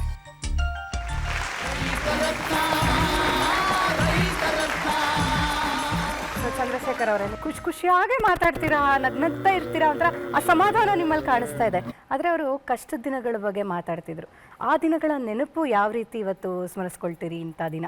ನಾನು ಕೃಷಿಗೆ ಬಂದ ಮೇಲೆ ಕಷ್ಟದ ದಿನಗಳನ್ನು ನಾನು ಫೇಸ್ ಮಾಡಲಿಲ್ಲ. ನಾನು ಅದಕ್ಕಿಂತ ಮೊದಲು ಸ್ವಲ್ಪ ಕಷ್ಟದ ದಿನಗಳನ್ನು ಫೇಸ್ ಮಾಡಿ ನಾನು ಕೃಷಿಗೆ ಬಂದಂಥವನು. ಇನ್ನು 2ನೇದು ಅಂತಂದರೆ, ನಾನು ಹಳ್ಳಿಗಳನ್ನ ನೋಡಿದ್ನಲ್ಲ, ಹಳ್ಳಿಗಳು ನೋಡಿದಾಗ ನಾನು ಸುಮಾರು 24,000 ಹಳ್ಳಿಗಳಿಗೆ ನಾನು ಭೇಟಿ ಕೊಟ್ಟೆ. ಕರ್ನಾಟಕದಲ್ಲಿರೋಂಥದ್ದು 34,000 ಹಳ್ಳಿ, ಅದರಲ್ಲಿ 24,000 ಹಳ್ಳಿಗಳಿಗೆ ಭೇಟಿ ಕೊಟ್ಟು ಪ್ರತಿಯೊಂದು ರಾತ್ರಿ ಹಳ್ಳಿನಲ್ಲಿ ಮಲಗ್ತಾ ಇದ್ನಲ್ಲ. ಅವಾಗ ರೈತರ ಮಕ್ಕಳು ಮತ್ತು ಕೆಲವು ರೈತರುಗಳು ಮಠಕ್ಕೆ, ದೇವಸ್ಥಾನಕ್ಕೆ ಮಲಗಕ್ಕೆ ಬರೋರು. ಅವ್ರ ಜೊತೆಯಲ್ಲಿ ನಾನು ಮಾತಾಡುವಾಗ ಕೃಷಿ ಬಗ್ಗೆ ಯಾರಿಗೂ ಆಸಕ್ತಿನೇ ಇರಲಿಲ್ಲ. ಎಲ್ಲರೂ ನೆಗೆಟಿವ್ ಆಗೇ ಮಾತಾಡೋರು ಕೃಷಿ ಬಗ್ಗೆ. ಆಗ ನನಗನ್ನಿಸ್ತು, ಯಾಕೆ ಇನ್ನು ಮುಂದೆ, ಯಾಕೆಂದರೆ ಇದೊಂದು ದೊಡ್ಡ ಸಮುದಾಯ, 85% ಇರೋಂಥ ಸಮುದಾಯಕ್ಕೆ ತನ್ನ ವೃತ್ತಿ ಬಗ್ಗೆನೇ ಒಂದು ಅಸಮಾಧಾನ ಬಂತು ಅಂತಂದರೆ ಮುಂದೆ ಯಾರು ಈ ಕೃಷಿ ಕ್ಷೇತ್ರದಲ್ಲಿ ಉಳಿಯೋರು? ಅದನ್ನು ಸ್ವಲ್ಪ ನಾನು ಹಾಗೇ ಮೆಲುಕಾಗ್ತಾ ಮತ್ತು ಅದನ್ನು ನನ್ನ ಮನಸ್ಸಿನಲ್ಲಿ ಸ್ಟೋರೇಜ್ ಮಾಡ್ಕೊಂಡಿದ್ದೆ, ಇದನ್ನು ಏನು ಮಾಡ್ಬೋದು ಮುಂದೆ ಅಂತೇಳಿ. ನಾನು ಆಗ ನನ್ನ ಬದುಕು ಮಲೆನಾಡಲ್ಲಿ ಒಂದು ಬದುಕು ಕಟ್ಕೋಬೇಕು ಅಂತೇಳಿ ಏನು ಕನಸು ಕಂಡಿದ್ನಲ್ಲ, 3ನೇ ಕನಸು, ಅಲ್ಲಿ ನಾನು ಮಲೆನಾಡಲ್ಲಿ ಕೃಷಿಗೆ ಬಂದು ಇಲ್ಲಿ ಪಾಸಿಟಿವ್ ಥಾಟ್ಸ್ನ ಸೃಷ್ಟಿ ಮಾಡಬೇಕು ಈ ಕೃಷಿ ಕ್ಷೇತ್ರದಲ್ಲಿ ಅಂತೇಳಿ ಆವಾಗ ನನಗೆ ಮನವರಿಕೆ ಆಯಿತು. ಅದೇ ಸಂದರ್ಭದಲ್ಲಿ ನನ್ನ ತಂಗಿ ಗಂಡ ಶಶಿಧರ್ ಅಂತ ಅವರು ನನಗೆ ಭಾರಿ ಸಹಕಾರ ಕೊಟ್ಟರು. ಇಂಥ ಸಂದರ್ಭದಲ್ಲಿ ನಾನು ಕಷ್ಟದಲ್ಲಿದ್ದಂಥ ದಿನದಲ್ಲಿ ಅವರು ನನಗೆ ಊರುಗೋಲಾದರು. ಹಾಗಾಗಿ ಅವ್ರ ಸಹಕಾರ, ನನ್ನ ಕುಟುಂಬದ ಮನೆಯವ್ರ ಸಹಕಾರ, ಎಲ್ಲ ಸಹಕಾರದಿಂದ ನಾನೇನು ಮಾಡಿದೆ ಅಂದರೆ ಆ ಕೃಷಿ ಕ್ಷೇತ್ರಕ್ಕೆ ಬಂದಾಗ ನನಗೆ ಬಹುತೇಕ ನನ್ನ ಸ್ನೇಹಿತರು ಮತ್ತು ಮಿನಿಸ್ಟ್ರುಗಳು, ರಾಜಕಾರಣಿಗಳು, ನಾನು ಪತ್ರಕರ್ತನಾಗಿದ್ದಾಗ ಅವರೆಲ್ಲರೂ ಪರಿಚಯ ಇತ್ತು. ಅವರು ಕೃಷಿ ಕ್ಷೇತ್ರ ಕಷ್ಟ, ಯಾಕೆ ಕೃಷಿಗೆ ಹೋಗ್ತಿದೆಯಾ, ಬೇಡ, ಈಗ ಹೆಂಗೂ ಈ ಬದುಕು ಚೆನ್ನಾಗಿದೆಯಲ್ಲ ಅಂತೇಳೋರು. ಹಾಗಾಗಿ ನನಗೆ ಒಂದು ಈ ಕೃಷಿ ಕ್ಷೇತ್ರದ ಒಂದು ಪಾಸಿಟಿವ್ ಥಾಟ್ಸ್ನ ಸೃಷ್ಟಿ ಮಾಡಬೇಕು ಅನ್ನೋದು ನನ್ನ ಹಂಬಲ ಇತ್ತು. ಹಾಗಾಗಿ ನಾನು ಕೃಷಿಗೆ ಬಂದನು ಉದ್ದೇಶಪೂರ್ವಕವಾಗಿ. ನಾನು ಅದಕ್ಕಿಂತ ಮೊದಲು ಪುಕೋಕೋ ಅವ್ರದನ್ನು ಲಂಕೇಶ್ ಪತ್ರಿಕೆಯಲ್ಲಿ ತೇಜಸ್ವಿ ಅವರು ಒಂದು ಅಂಕಣ ಬರಿತಾಯಿದ್ರು ಸಹಜ ಕೃಷಿ ಬಗ್ಗೆ. ಹಾಗಾಗಿ ಆ ಥರದ್ದೊಂದು ಕೃಷಿ ಮಾಡಬೇಕು, ನಿಸರ್ಗನ ಉಳಿಸೋಂಥದ್ದು.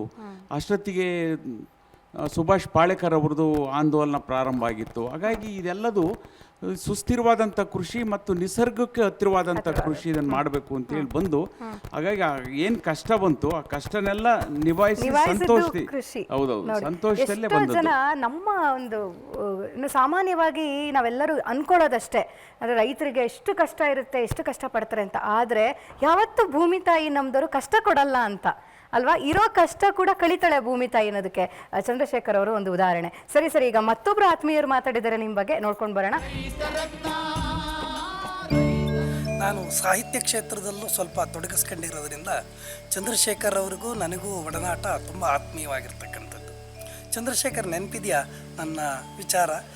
ನೀವು ಮೊದಲು ಗೆಳೆಯ ಪತ್ರಿಕೆ ಆರಂಭ ಮಾಡಿದಾಗ ನಮ್ಮ ಸ್ನೇಹಿತರನ್ನೆಲ್ಲ ಒಟ್ಟಿಗೆ ಸೇರಿಸಿದ್ರಿ, ಲೇಖನಗಳನ್ನು ಬರೆಯೋಕ್ಕೆ ಹೇಳಿದ್ರಿ. ನಾನು ಬೇರೆ ಪತ್ರಿಕೆಗಳಲ್ಲಿ ಬರಿತಾ ಇದ್ದಾಗ ನಮ್ಮ ಪತ್ರಿಕೆಗೂ ಬರಿಬೋದಲ್ಲ ಅಂತ ನೀವು ಕೇಳಿದ್ರಿ. ನಂಗೆ ಭಾಳ ಸಂತೋಷ ಆಯಿತು. ಬರೆಯೋಕ್ಕೆ ಶುರು ಮಾಡಿದೆ, ಒಂದು ಅಂಕಣನೇ ಶುರು ಮಾಡಿದ್ರಿ. ಆ ಅಂಕಣದಿಂದ ಒಂದು ಪುಸ್ತಕ ಬಂತು. ಆಗ ನನಗೆ ಸಾಹಿತ್ಯದಲ್ಲಿ ಹೆಚ್ಚು ಪ್ರೇರಣೆ ಬಂತು. ಆನಂತರದಲ್ಲಿ ನೀವು 2ನೇ ಹಂತಕ್ಕೆ ಕಾಲಿಟ್ರಿ. ಕರ್ನಾಟಕದಲ್ಲಿ ವೀರಶೈವ ಮಠಗಳು ಅನ್ನುವಂಥ ಬೃಹತ್ ಸಂಪುಟವನ್ನು ತರೋದಕ್ಕೆ ಹೊರಟ್ರಿ. ಆಗ ನೀವು ಇಡೀ ದಿವಸ ಪ್ರವಾಸ ಮಾಡ್ತಾಯಿದ್ರಿ. ಅದರಲ್ಲಿ ಇರ್ತಕ್ಕಂತಹ ವಾಕ್ಯ ದೋಷಗಳನ್ನು, ಗುಣಿತಾಕ್ಷರಗಳ ದೋಷಗಳನ್ನು ತಿದ್ದಿ ಕೊಡಬೇಕು ಅಂಥೇಳಿ ನನ್ನನ್ನು ಕೇಳಿದ್ರಿ. ನಾನು ಭಾಳ ಸಂತೋಷದಿಂದ ಆ ಕೆಲಸ ಮಾಡಿದೆ. ಆ ಪುಸ್ತಕ ಬಿಡುಗಡೆಗೂ ಕೂಡ ನನ್ನನ್ನು ಕರ್ಕೊಂಡು ಹೋಗಿದ್ರಿ.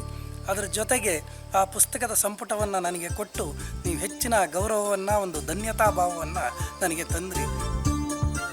ಅದರ ನಂತರದಲ್ಲಿ ನಾನು ನಿಮ್ಮ ತೋಟದ ಪಕ್ಕದಲ್ಲೇ ಇರತಕ್ಕಂಥ ಕಾಲೇಜಿಗೆ ಉಪನ್ಯಾಸಕನಾಗಿ ಬಂದ ಮೇಲೆ ನೀವು ಕೃಷಿಯಲ್ಲಿ ತೊಡಗಿಸ್ಕೊಂಡಿದ್ದಂಥದ್ದನ್ನು ಪ್ರತಿ ಹಂತದಲ್ಲೂ ನೋಡಿದ್ದೇನೆ. ಈ ಸುಣ್ಣ ಮಿಶ್ರಿತವಾಗಿರ್ತಕ್ಕಂಥ ಈ ಭೂಮಿನಲ್ಲಿ ಏನು ಬೆಳೆಯೋದಕ್ಕೆ ಸಾಧ್ಯ, ಈ ಜಮೀನನ್ನು ಯಾಕೆ ತೊಗೊಂಡ್ರು ಇವರು ಅಂಥೇಳಿ ನನಗನ್ಸಿತ್ತು. ಆದರೆ ನಿಮ್ಮ ಹತ್ರ ಹೇಳಿರಲಿಲ್ಲ. ಆದರೆ ನೀವು ಪ್ರತಿನಿತ್ಯ ಮಾಡ್ತಾ ಇದ್ದಂತಹ ಕೆಲಸವನ್ನು ಕಣ್ಣಾರೆ ನೋಡ್ತಾ ಇದ್ದೆ. ಆಗಲೂ ಅನ್ನಿಸ್ತಾ ಇತ್ತು, ಇವರು ಈ ಸಾವಯವ ಕೃಷಿ ಮಾಡ್ಕೊಂಡು ಈ ಭೂಮಿನಲ್ಲಿ ಏನು ಬೆಳೀತಾರೆ ಅಂಥೇಳಿ. ಆದರೆ ನಿಮ್ಮ ಪರಿಶ್ರಮ ವ್ಯರ್ಥವಾಗಲಿಲ್ಲ. ನೀವು ಒಂದು ವಿಶಿಷ್ಟವಾಗಿರ್ತಕ್ಕಂಥ ಗುರಿಯನ್ನು ಇಟ್ಕೊಂಡು ಅದನ್ನು ಮುಟ್ಟೋದಕ್ಕೆ ನಿರಂತರವಾಗಿ ಪ್ರಯತ್ನ ಮಾಡಿದ್ರಿ. ನಿಮ್ಮನ್ನು 3 ದೃಷ್ಟಿಯಿಂದ ನಾನಿವತ್ತು ನೋಡ್ತೀನಿ. ಒಂದು ಯಶಸ್ವಿ ಪತ್ರಕರ್ತರಾಗಿ, ಒಬ್ಬ ಒಳ್ಳೆಯ ಬರಹಗಾರರಾಗಿ, ಒಬ್ಬ ಆಧುನಿಕ ಮಾದರಿ ಕೃಷಿಕರಾಗಿ ನಾನು ನೋಡ್ತೇನೆ. ಹಾಗಾಗಿ ಈ 3ರಲ್ಲೂ ಕೂಡ ನನಗೆ ಒಂದು ಮಾದರಿಯಾಗಿ ನೀವು ಕಾಣ್ತೀರಾ. ನಿಮಗೆ ನನ್ನ ಅಭಿನಂದನೆಗಳು. ಇನ್ನೂ ಹೆಚ್ಚಿನ ಯಶಸ್ಸು ನಿಮಗೆ ಸಿಗಲಿ. ನಿಮ್ಮ ಒಂದು ಜರ್ನಿಯನ್ನು ಅವರು ಮಂಜುನಾಥ್ ಅವರು ಕಂಪ್ಲೀಟ್ ಆಗಿ ಹೇಳಿಬಿಟ್ರು. ಎಲ್ಲ ಮಾತುಗಳನ್ನ ನೀವು ಕೂಡ ಮಾತಾಡಿದ್ರಿ. ಇವತ್ತು ನೀವು ಎಷ್ಟು ಎಕರೆ ಜಮೀನು ಮಾಡಿದ್ದೀರಾ, ಏನೇನು ಬೆಳೀತೀರಾ? ನಾನು 2007ರಲ್ಲಿ 11 ಎಕರೆ ಜಮೀನನ್ನು ಖರೀದಿ ಮಾಡಿದೆವು. 11 ಎಕರೆ ಜಮೀನು ಹೇಗಿತ್ತು ಅಂತಂದರೆ ಅದರಲ್ಲಿ ಏನೂ ಇರಲಿಲ್ಲ, ಸತ್ತೋದಂಥ ಮಣ್ಣು. ರಾಸಾಯನಿಕ ಕೃಷಿಯಿಂದ ಪೂರ್ಣ ಪ್ರಮಾಣದಲ್ಲಿ ಸತ್ತೋಗಿತ್ತ ಮಣ್ಣು. ಆ ಮಣ್ಣನ್ನು ನೋಡಿ ಆರ್ಟಿಕಲ್ಚರ್ DD ಈ ಮಣ್ಣು, ಈ ಭೂಮಿನ ಯಾಕೆ ಖರೀದಿ ಮಾಡಿದ್ರಿ, ಭಾರಿ ತೊಂದರೆ ಆಗುತ್ತೆ, ಇದನ್ನು ಮಾರಿಬಿಡಿ ಅಂತಂದರು. ಆ ಮಟ್ಟಕ್ಕೆ ಆ ಮಣ್ಣಿತ್ತು. ನಾನು ಅದನ್ನು ಬಿಡ್ದಂಗೆ ಸಹಜ ಕೃಷಿ ಮತ್ತು ನೈಸರ್ಗಿಕ ಕೃಷಿ ಪದ್ಧತಿನಲ್ಲಿ ಅದನ್ನು ನಾನು ಖಂಡಿತ ಅದನ್ನು ಸಸ್ಟೈನಬಲ್ಲಾಗಿ ನಾನು ಮಾಡ್ಬೋದು ಅಂತೇಳಿ ನನಗೆ ಗೊತ್ತಿತ್ತು, ಖಾತ್ರಿ ಇತ್ತು. ಹಾಗಾಗಿ ನಾನು ಆ ಮಣ್ಣನ್ನು ನೈಸರ್ಗಿಕ ಕ್ರಿಯೆಗಳಿಂದನೇ ಆ ಮಣ್ಣನ್ನು ಫಲವತ್ತತೆ ಮಾಡ್ತಾ ಬಂದಿದ್ದು. ಅದು ನನಗೆ ಬಹುತೇಕ ಇಡೀ ಅನುಭವ ಒಂದು ವಿಶ್ವವಿದ್ಯಾನಿಲಯ ಕಲಿಸ್ಕೊಡ್ಲಿಲ್ಲ, ಅಂಥ ಅನುಭವನ ನನ್ನ ಕೆಲಸ ಭೂಮಿ ಕಲಿಸ್ಕೊಡ್ತು. ಹಾಗಾಗಿ ಇವತ್ತದು ಆ ಮಣ್ಣು ಪರಿವರ್ತನೆ ಆಯ್ತಲ್ಲ, ಆ ಪರಿವರ್ತನೆ ಆಗಿದ್ದೇ ಒಂದು ದಾಖಲೆ. ಏನೇನು ಬೆಳಿತೀರಿ ಸರ್? ಅಂದರೆ ಮೊದಲನೇದಾಗಿ ನೀವು ಏನೇನು ಬೆಳೆಯೋಕೆ ಆರಂಭ ಮಾಡಿದ್ರಿ? ಅಲ್ಲಿ ಇವತ್ತೇನಿದೆ? ಪ್ರಾರಂಭದಲ್ಲಿ ನಾವು ಒಂದು 11 ಎಕರೆಗೂ ಬಾಳೆ ಹಾಕಿದೆ. ಆಮೇಲೆ ಅದ್ರ ಜೊತೆಯಲ್ಲಿ ಯಾಕೆಂತಂದರೆ ಒಬ್ಬ ಕೃಷಿಗೆ ಬರಬೇಕು ಅಂತೇಳಿ ನಾನು ಏನು ಉದ್ದೇಶ ಇಟ್ಕೊಂಡಿದ್ದೆ, ವಿಮುಖ ಆಗಬಾರ್ದು. ಯಾಕೆಂದರೆ ನಾನು ಸೋತ್ರೆ ಮತ್ತಿನ್ನು 100 ಜನ ಮಕ್ಕಳನ್ನು ನಾನು ಬೆಳೆಸೋದಕ್ಕಾಗಲ್ಲ ಅನ್ನೋದು ನನಗೆ ಗೊತ್ತಿತ್ತು. ಆ ಕಾರಣಕ್ಕಾಗಿ ನಾನು ಸೋಲ್ಬಾರ್ದು ಅನ್ನೋ ಕಾರಣಕ್ಕಾಗಿ 10 ಹಸುಗಳನ್ನು ಖರೀದಿ ಮಾಡಿ ಹಾಲನ್ನು ಉತ್ಪಾದನೆ ಪ್ರಾರಂಭ ಆಯಿತು.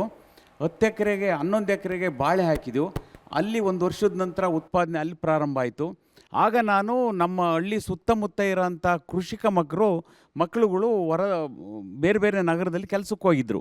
ಹಾಗಾಗಿ ಅವ್ರಿಗೆ ಹೇಳಿ ಆ ಮಕ್ಕಳುಗಳನ್ನ ತೋಟಕ್ಕೆ ಕರೆಸೋದಕ್ಕೆ ಪ್ರಾರಂಭ ಮಾಡಿ ನನಗೆ ದುಡ್ಡು ಇದರಲ್ಲಿ ಇಷ್ಟು ಬರ್ತಾಯಿದೆ, ಇದರಲ್ಲಿ ಇಷ್ಟು ಬರ್ತಾಯಿದೆ ಅಂತ ದುಡ್ಡನ್ನು ತೋರಿಸ್ತಾ ಹೋದೆ ಅವರಿಗೆ.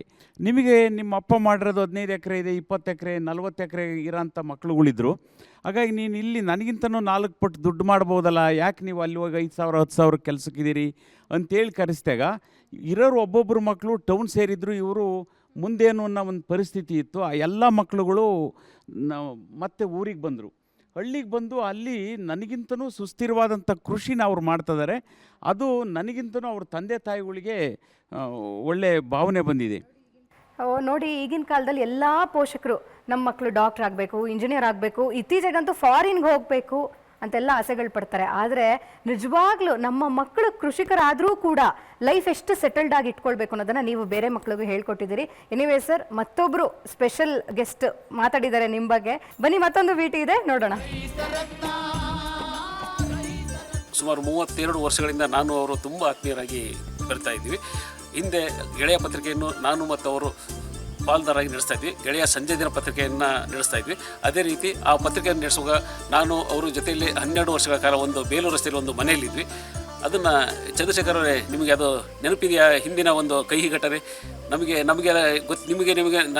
ಗೊತ್ತಿರುವಂತೆ ಎದುರುಗಡೆ ಅಂಗಡಿಯವರು ಒಂದು ಅರ್ಧ ಕೆಜಿ ಅಕ್ಕಿನೂ ಸಾಲ ಕೊಡ್ತಾ ಇರಲಿಲ್ಲ ನಮಗೆ.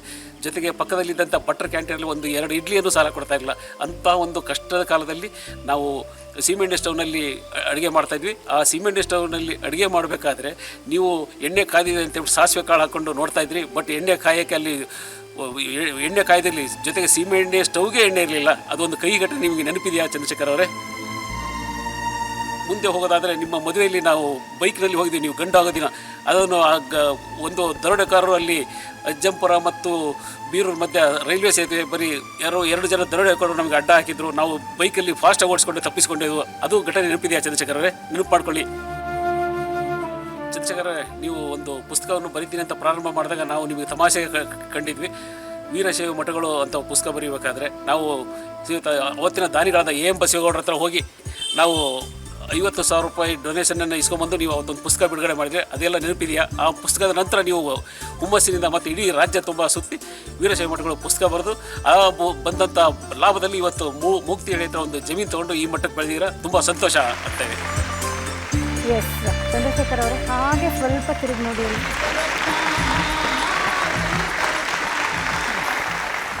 ಸರ್ ಬನ್ನಿ. ಮೊದಲನೇದಾಗಿ ರುದ್ರೇಶ್ ಅವ್ರಿಗೆ ತಮಗೆ ಸ್ವಾಗತ ರೈತರತ್ನ ವೇದಿಕೆಗೆ. Thank you so much. ಅಲ್ಲ, ನೀವು ರುದ್ರೇಶ್ ಅವರು ವಿಡಿಯೋದಲ್ಲಾಗಿರ್ಬೋದು ಅಥವಾ ಇಲ್ಲೇ ಆಗಿರ್ಬೋದು, ನಿಮ್ಮನ್ನ ನೋಡಿದ ಕೂಡಲೇ ಅವರ ಒಂದು ರೀತಿ ದಿನಗಳನ್ನೆಲ್ಲ ನೆನೆಸ್ಕೊಂಡು ತುಂಬ ಭಾವುಕ ಆಗ್ತಾ ಇದ್ದೀರಿ. ಆದರೆ ಚಂದ್ರಶೇಖರ್ ಅವರು ಮಾತ್ರ ಕಂಪ್ಲೀಟ್ ಈಸ್ ಟೋಟಲಿ ಹ್ಯಾಪಿ. ದೇವ್ರ ಅಷ್ಟು ಪೇಸಸ್ ಕೊಟ್ಬಿಟ್ಟೆ ನಾವು ವ್ಯಕ್ತಿಗೆ. ಹೇಳಿ, ನಿಮ್ಮ ದಿನಗಳು, ನಿಮ್ಮ ಒಡನಾಟ, ಇವತ್ತು ಅಷ್ಟೆಲ್ಲ ಕಷ್ಟಗಳನ್ನ ನೀವು ನೆನೆಸ್ಕೊಂಡು ಬಂದಿದ್ದೀರಿ. ನಮ್ಮ ರೈತರತ್ನ ಸಾಧಕರ ಕುರ್ಚಿನಲ್ಲಿ ಕೂತಿದ್ದಾರೆ, ಒಬ್ಬ ರೈತ ಆಗಿ, ಯಶಸ್ವಿ ರೈತ ಆಗಿ. ಹೇಗನ್ನಿಸ್ತು? ಅವ್ರ ಬಗ್ಗೆ ತುಂಬ ಗೌರವ ಇದೆ. ನಾವು ಆ ಕಷ್ಟದಿಂದ ಬಂದು ಈ ಒಂದು ಆಸನದ ಮೇಲೆ ಕೂತು ಇವತ್ತು ರಾಜ್ಯದಲ್ಲಿ ಒಂದು ಹೆಸರುವಾಸಿಯಾಗಿರ್ತಕ್ಕಂಥ ಒಬ್ಬ ನಮ್ಮ ಫ್ರೆಂಡ್ ಅಲ್ಲಿ ಕೂತಿರೋದು ನಮಗೆ ತುಂಬ ಖುಷಿ ಆಗ್ತಾಯಿದೆ. 3 ಕ್ಷೇತ್ರದಲ್ಲಿ ಕಾಲಿಟ್ಟಿದ್ರು. ಒಂದು ಸಾಹಿತ್ಯ, ಒಂದು ಪತ್ರಿಕೋದ್ಯಮ, ಇನ್ನೊಂದು ಕೃಷಿ. ಈ 3ರಲ್ಲೂ ಯಶಸ್ವಿಯಾಗಿ ನಮ್ಮ ಒಬ್ಬ ಸ್ನೇಹಿತ ಇಲ್ಲಿ ಬಂದು ಈ ಆಸನದ ಮೇಲೆ ಕೂತಿ ಯಾರಂದರೆ ಅದಕ್ಕಿಂತ ಬೆಲೆ ಕಟ್ಟಾದಂಥ ಒಂದು ವಸ್ತು ಬೇರೆ ಯಾವುದಿಲ್ಲ ಅಂತ ಹೇಳ್ಬಿಟ್ಟು, ಬೇರೆ ಕಟ್ಟೋಂಥ ವಿಷಯ ಯಾವುದಿಲ್ಲ ಅಂತ ಹೇಳ್ಬಿಟ್ಟು ನನಗೆ ತುಂಬ ಖುಷಿ ಆಗ್ತದೆ. ಆ ಖುಷಿಯನ್ನು ಎಷ್ಟು ಹಂಚ್ಕೊಳ್ಳೋದ್ರೆ ಆ ಖುಷಿಯಲ್ಲಿ ನಾನು ಭಾವುಕನಾಗಿ ಈ ಥರ ಇದು ಮಾಡಿದೆ. ಪುಸ್ತಕ ಬರೆದೇ ಇರಲಿಲ್ಲ. ಕರ್ನಾಟಕದಲ್ಲಿ ವೀರಶೈವ ಮಠಗಳು ಅದು ಅಸಾಧಾರಣವಾದ ಒಂದು ಕೆಲಸ. ಅದನ್ನು ನಾವು ಜೀವನದಲ್ಲಿ ಬರಲಾದಂಥ ಒಂದು ಕೆಲಸ. ಸರ್, ಏನು ಹೇಳ್ತೀರಿ? ಅವರ ಕಳೆದಂಥ ದಿನಗಳ ಬಗ್ಗೆ ಇವತ್ತು ಬಂದಿದ್ದಾರೆ ನಿಮಗೆ ವಿಶ್ ಮಾಡಕ್ಕೆ ಅವರು. ನಾನು ಏನಾದ್ರು ಈ ಥರಕ್ಕೆ ಬೆಳೆದಿದ್ದೀನಿ ಅಂತಂದರೆ ಈ ಥರದ ಅವರ ಸಹಕಾರ ಮತ್ತು ಸ್ನೇಹದ ಬಲದಿಂದನೇ ನಾನು ಬೆಳೆದಿದ್ದೀನಿ. ಆ ವಿಶ್ವಾಸ ನನಗಿದೆ. ಇವತ್ತಿಗೂ ಅವ್ರ ಮೇಲೆ ಅಷ್ಟು ವಿಶ್ವಾಸ ಮತ್ತು ಪ್ರೀತಿ ಇದೆ. ಅವರ ಸಾಧನೆ ಇಡೀ ಕರ್ನಾಟಕದಲ್ಲಿ ಯಾರು ರೈತರು ಕೆಲಸನೇ ಬೇಡ ಅನ್ನೋ ಒಟ್ಟು ಬಂದ್ಯಾರೋ ಆ ರೈತರು ಒಂದು ಪ್ರೇರಣೆ ಆಗಲಿ ಅಂತ ನಾನು ಎಲ್ಲರಲ್ಲಿ ಕೇಳ್ಕೊತಾ ಇದ್ದೀನಿ. Thank you so much Rudresh ಅವರೇ. Thank you. Thank you. S Chandrashekar ಅವರೇ, ಈ ವೇದಿಕೆಯ ರೈತರತ್ನ ಕಾರ್ಯಕ್ರಮದ ಪ್ರಮುಖ ಭಾಗ ನೋಡ್ತಾ ಇರ್ಬೋದು.